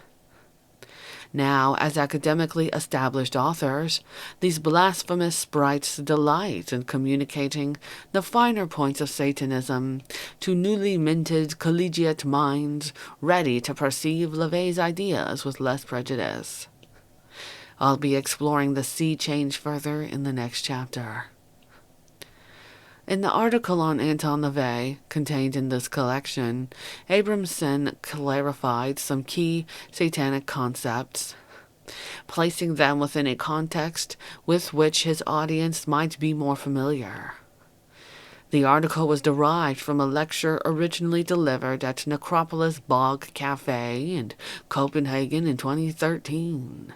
In his conclusion, Carl wrote, "Criticism of Anton LaVey and his genuinely creative concepts most often stem from blunt prejudice within the critic. When the individual feels safe and comfortable within a system, even systems of otherwise radical and provocative concepts, the critical faculties toward that system become void, and scapegoating toward others begins. While often brushed off as a conman or a charlatan by these kinds of critics, Anton LaVey still lingers on an important player in contemporary magical philosophy. He was decidedly a heretic, but perhaps not so much against the Christian Church and other monotheistic control systems, thus being already increasingly redundant and far too easy to mock, but more so in relation to the magical moralists, all too happy to do some unconscious scapegoating, and all too happy to flaunt their degree-studded good guy badges. Carl Abramson also created an excellent biographical documentary with extensive interviews of those who knew the original high priest, titled Anton LaVey, Into the Devil's Den, released in December of 2019. To conclude 2018, Magus Gilmore's Howl Gallery exhibition did not disappoint, with the theme for Devil's Reign 4 being All of Them Witches, the phrase drawn from the always satisfying film Rosemary's Baby. What a delightful excuse to draw, paint, or sculpt all manner of temptresses, evil queens, and hags. More than 150 artists submitted more than 300 pieces of artwork. The accompanying book was a diabolical introduction by the maestro, placing the collection in proper context, and an appropriately witchy foreword by High Priestess Nadramia, was vivid, featuring the striking cloth and foil-pressed cover that has become the signature design for these high-quality Howl books, ready for proud display on any ritual chamber bookshelf. From the curator's call for submissions for this special collection, which, more an accusation than a descriptive term, regardless of culture or time period, a word that condemned many to torture and death, the very definition of the devil's distaff, the women who swore allegiance to the forces of darkness in exchange for forbidden wisdom and the power to heal, seduce, or curse, while neo-pagans from the 1950s onward have adopted this term and done their best to give it a veneer of respectability and beneficence. That is not the sort of witches whom we seek to have depicted in our 4th volume of visionary art. Ponder and depict the baleful might of the greatest witches, from the necromantic witch of Endor in the Old Testament to those most malefic females found in folklore, literature, and cinema haunting your nightmares. We welcome those legendary succubi who ensorcel with their unbridled lust. Let them all manifest in every aspect of their beauty and terror, their eroticism and malignance, and your work will find inclusion in this visual Black Sabbath we call All of Them Witches. Prominent illustrators, tattooists, painters, and comic book artists responded with enthusiasm, including Curb Crawler Ghost, West Benscoter, Bleal Cabal, Claymore Wolfmeyer, Carl Dahmer, Ani O'Leary, Pooch, Derek Noble, Rotten Phantom, and many more. Andy Howell produced another shocking and stimulating release party, featuring a 4-act witch burlesque show by Freckles Galore, Zia Sandia, Kitty Pearl, and Pixel Winters. This collaboration between Andy Howell, Peter Gilmore, and other prominent artists has only gotten better throughout the 4 years of the Devil's Reign, becoming a consistent forum for sinister outrage and an opportunity to howl. Our practice of Satanism can inform our deaths as much as it can guide our lives. One much beloved, accomplished, longtime member, Magister Les Hernandez, shared his struggles and delights with us as he battled cancer. As the disease progressed, Les revealed his personal funeral plans, designed his headstone, and made all of his final arrangements. Church of Satan members responded to his unconquerable courage by holding an online funeral service for him in February of 2019, only a few weeks in advance of his death. Magister Hernandez was able to hear the many loving tributes by his friends and respond in kind. As our high priestess Peggy wrote to me, it was a truly moving testament to the satanic principle of living for the here and now, as well as embracing the reality of our own carnal and finite nature. Peter and Peggy have been tireless and endlessly patient regarding interview requests, contributions to various projects, writing introductions, or encouraging blurbs for members' work. They have always taken their pastoral duties seriously, long before their appointments as the leaders of the Church of Satan. Peter's stern and thoughtful encouragement blends well with Peggy's Mama Satan approach. Their personal touch has grown to fully embrace emerging technologies, building our Church of Satan website, churchofsatan.com, into an award-winning library of contemporary satanic wisdom, complete with links to approved merchandisers, podcasts, musicians, artists, and reviewers, as well as current news coverage, never failing to mark significant events with encouraging announcements and inspiring statements. Thanks to their cultivation, we have an intricate web of member sites and podcasts like Vox Satanae, The Metro, The Metal Grotto, The Satanic Player Society, and Speak of the Devil, spreading music, opinions, and conversations worldwide. When I originally wrote this book in 1990, I encouraged people to start LaVey study groups, as people had with Gurdjieff and Edgar Cayce. Now, these study groups are called websites, social media, and podcasts. A dedicated team now juggles an impressive array of interviews, essays, an extensive FAQ, informative articles and news, posted and updated constantly, expanding out to an impressive number of followers on Twitter, Tumblr, and Facebook, with comprehensive interviews posted on YouTube. Information about an authentic Satanism is now abundant, with more books, musical releases, and episodes and products announced daily. Our Twitter feed is increasingly respected, with 322,000 followers on 2/1/21, including many celebrities and journalists. It is a verified account, and we follow no one. An emoji response about Satan penetrating the Church of God gained 8K likes in January 2019. The need for grottos, in the sense of localized, organized, and supervised outlets for the Church of Satan, has long passed. Some groups of Satanists have self-organized as grottos, meeting locally for rituals, birthdays, Walpurgisnacht, or Halloween, and to celebrate special occasions.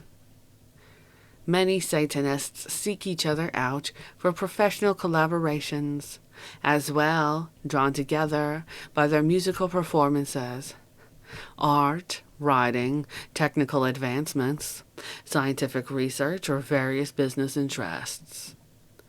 With so many outlets for discovering other Satanists through social media, podcasts, websites, and blogs, it is a relief that the Church of Satan is no longer compelled to fill that role.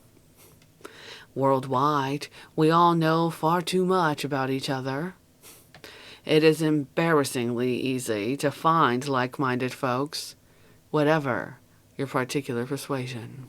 Rituals, together or alone, are still a vital aspect of being a Satanist, but technology has changed that too.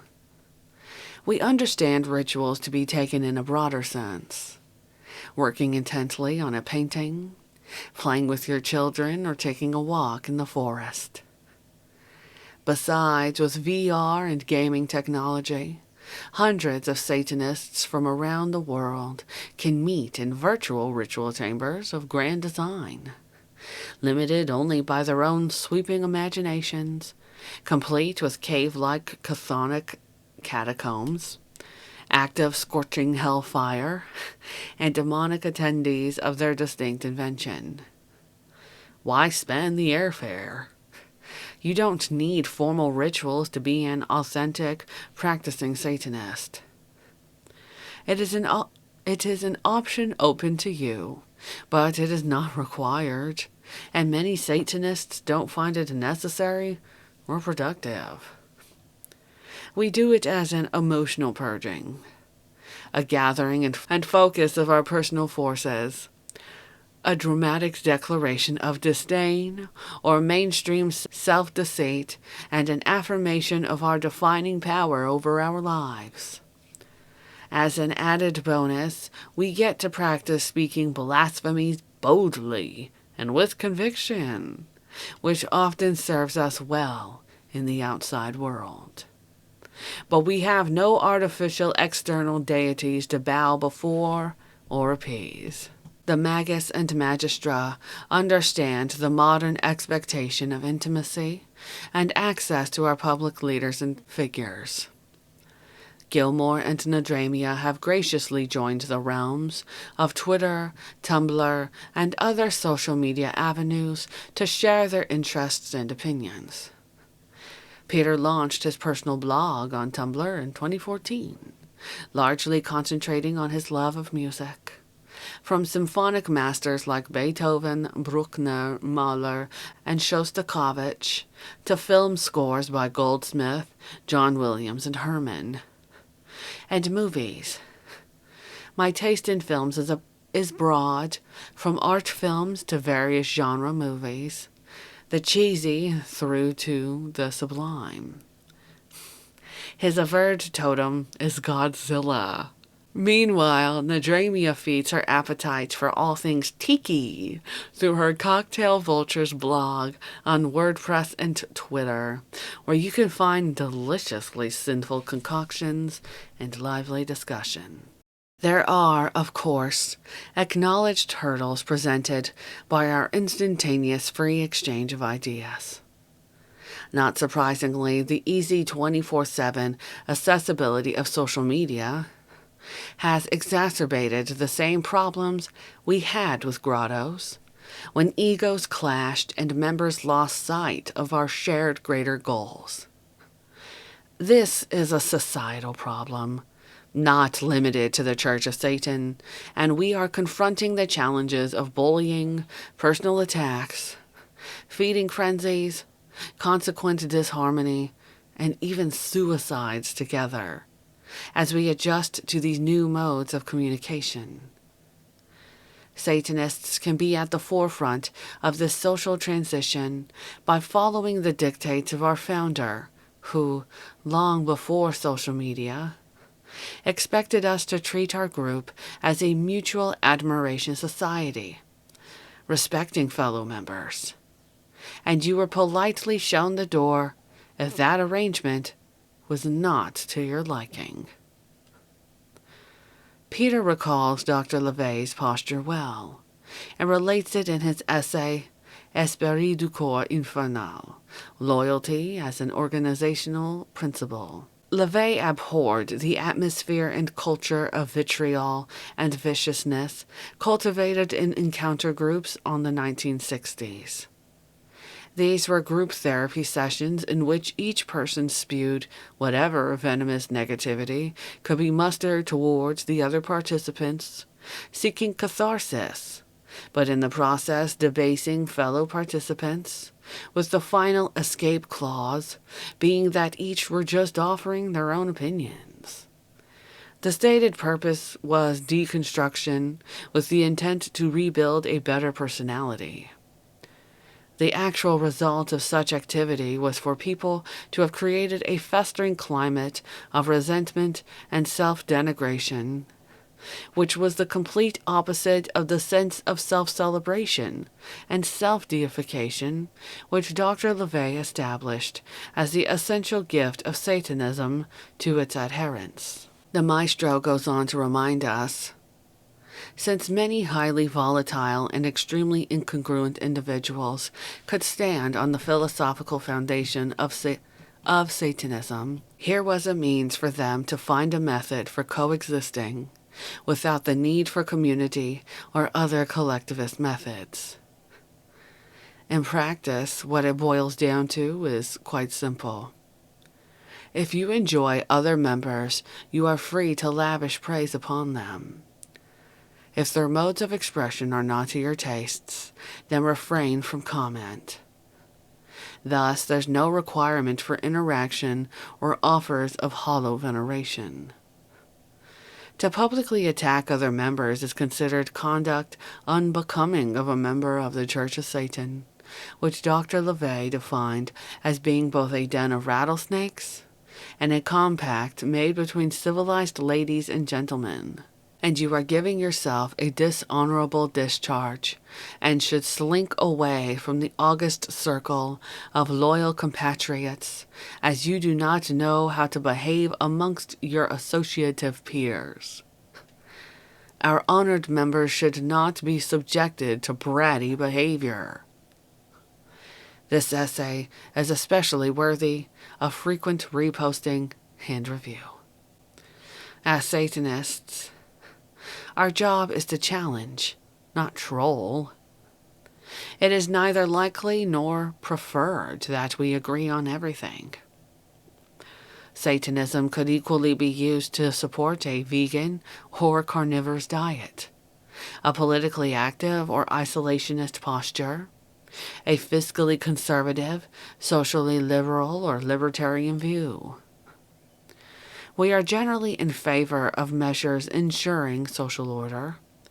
We are libertines, not anarchists.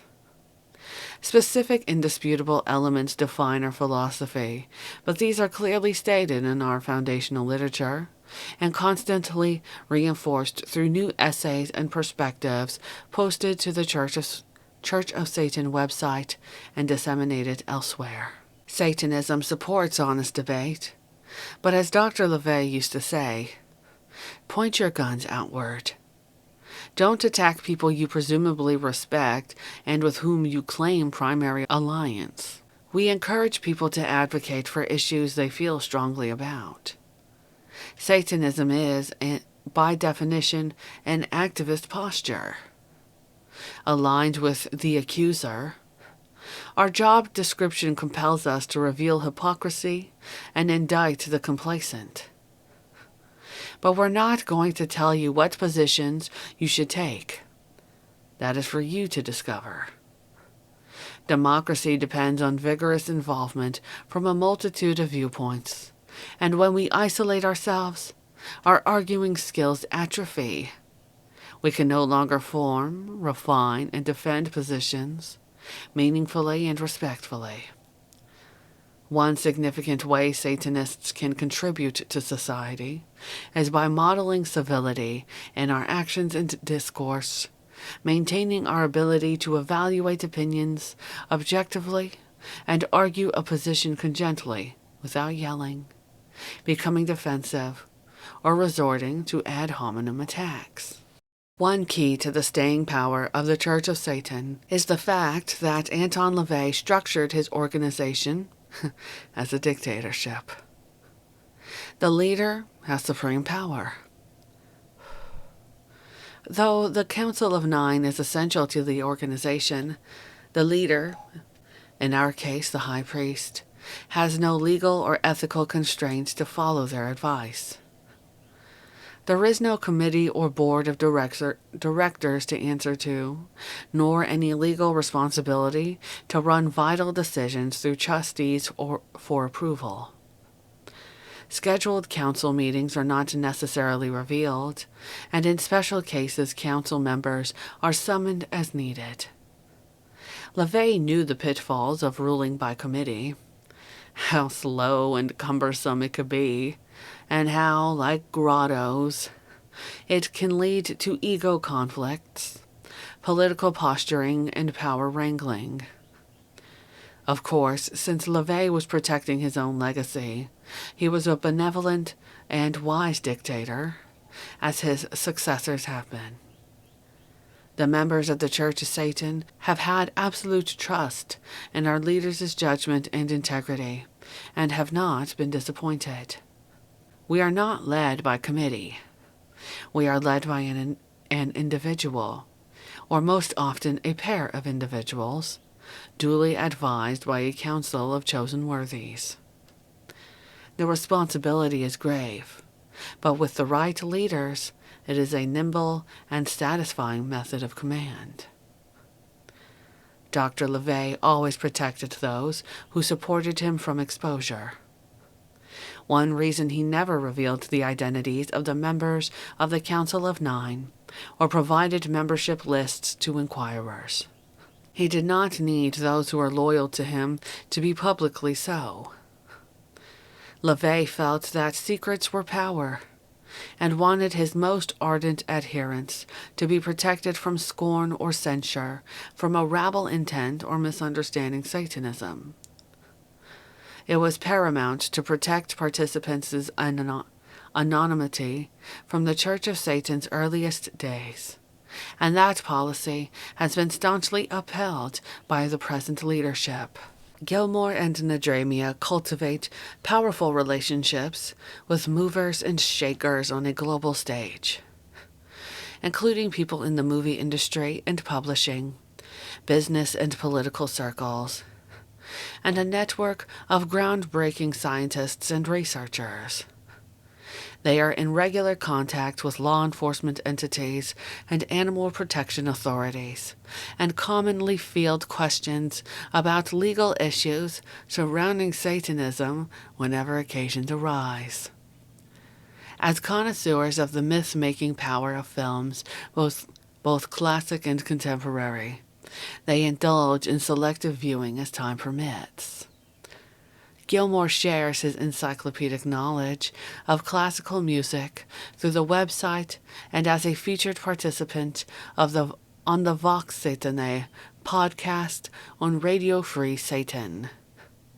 As maestro, Gilmore taps certain individuals for interviews, lectures, or roles as needed. When the conductor looks in your direction, you'd better hope you can manage to hit the proper notes, and have been keeping up with the score in front of you.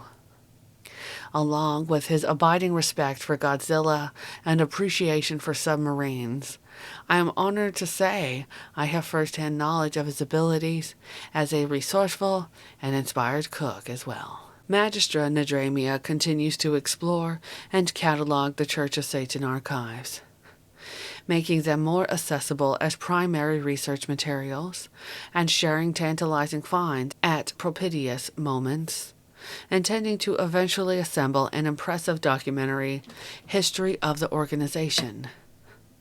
She and Peter share their lives with two beautiful chow dogs, Con and Tiki, heading out for romping walks with these little bears in the neighborhood parks and further afield as circumstances allow. Besides keeping up with her extensive Tiki network, Peggy feeds her love of sewing and jewelry making, and when she's not off to yoga or working in her garden. Both of them maintain extensive correspondence and oversee all functions of the church, ensuring, protecting, and preserving our legacy. In my role as Magistra Templa Rex, I enjoy doing interviews, writing articles, and serving in my capacity as primary chair on the Council of Nine. Through the years since stepping down as High Priestess, I have learned to sail, become a competitive fencer, and certified raw food chef. I worked at a well-known healing retreat run by a Christian church until one of my coworkers Googled me. I married, but through mutual agreement, my husband and I separated amicably after 8 years. Dr. LaVey was correct when he warned that Satanists might not find it comfortable to marry outside our faith. I have the intense pleasure of interacting with the finest people on the planet, especially when that involves traveling. Following Anton LaVey's lead, the administrators' first devotion and genuine pleasure in keeping the Church of Satan on track, consistently clarifying misapprehensions, welcoming strong individuals who find the philosophy exciting, and battling those who would denigrate or hijack our philosophy for their own tawdry, fleeting ego needs. Our original high priest stayed at the helm, hand on the tiller, for as long as he could. He believed Satanism would continue to be the essential philosophy for those few outsiders and heretics who had the strength to fully understand and apply it. He was proven to be right, and we will persevere as he did, because these early years make all the difference. Carl Abramson, who has made an extensive study of Western magical traditions, recognized how rare it is for groups like LaVey's to enjoy any long-lasting existence. When collective approaches are attempted, the process and results turn into something else. Manipulations, politics, demagogia, power tripping, and so forth. The history of magical groups is a history of crash landings or slow degeneration. Very seldom do we find success stories about fully developed, higher creatures who spread their inner light within group contexts and beyond.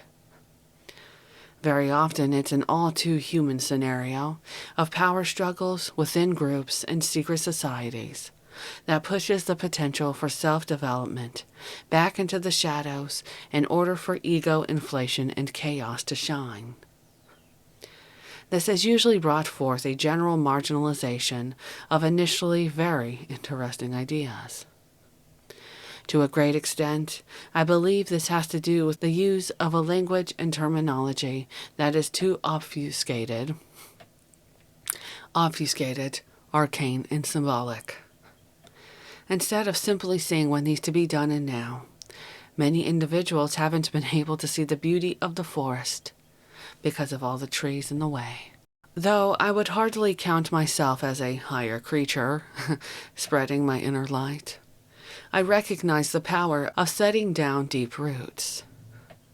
In these first 50 years of this new religion, we have been fortunate in having 4 people in leadership positions who are resolutely in concert with one another. There will be 2, if not 3, initial generations of clarity and determination to keep Anton LaVey's ideals active and penetrating ever further into the future. No one knows, nor should they, the level of sacrifice, commitment, and determination required to lead this unique, infernal cabal. Like any good magic trick, they make it look easy. But the titanic resolve of the high priest and high priestess at his side are never dismissed or taken for granted. As Maestro Gilmore instructed us in his State of the Church address, soon after becoming our high priest. So, my Epicurean comrades, we are in exciting times. Indulge, innovate, and celebrate the unique life that is your precious treasure, as well as the lives of those dear to you, who enriched your days by their very existence. The world is ours. So go forth and fill your experience with satisfaction. As you flow with the eternal now, may it be an exquisite pleasure. Hail, Satan.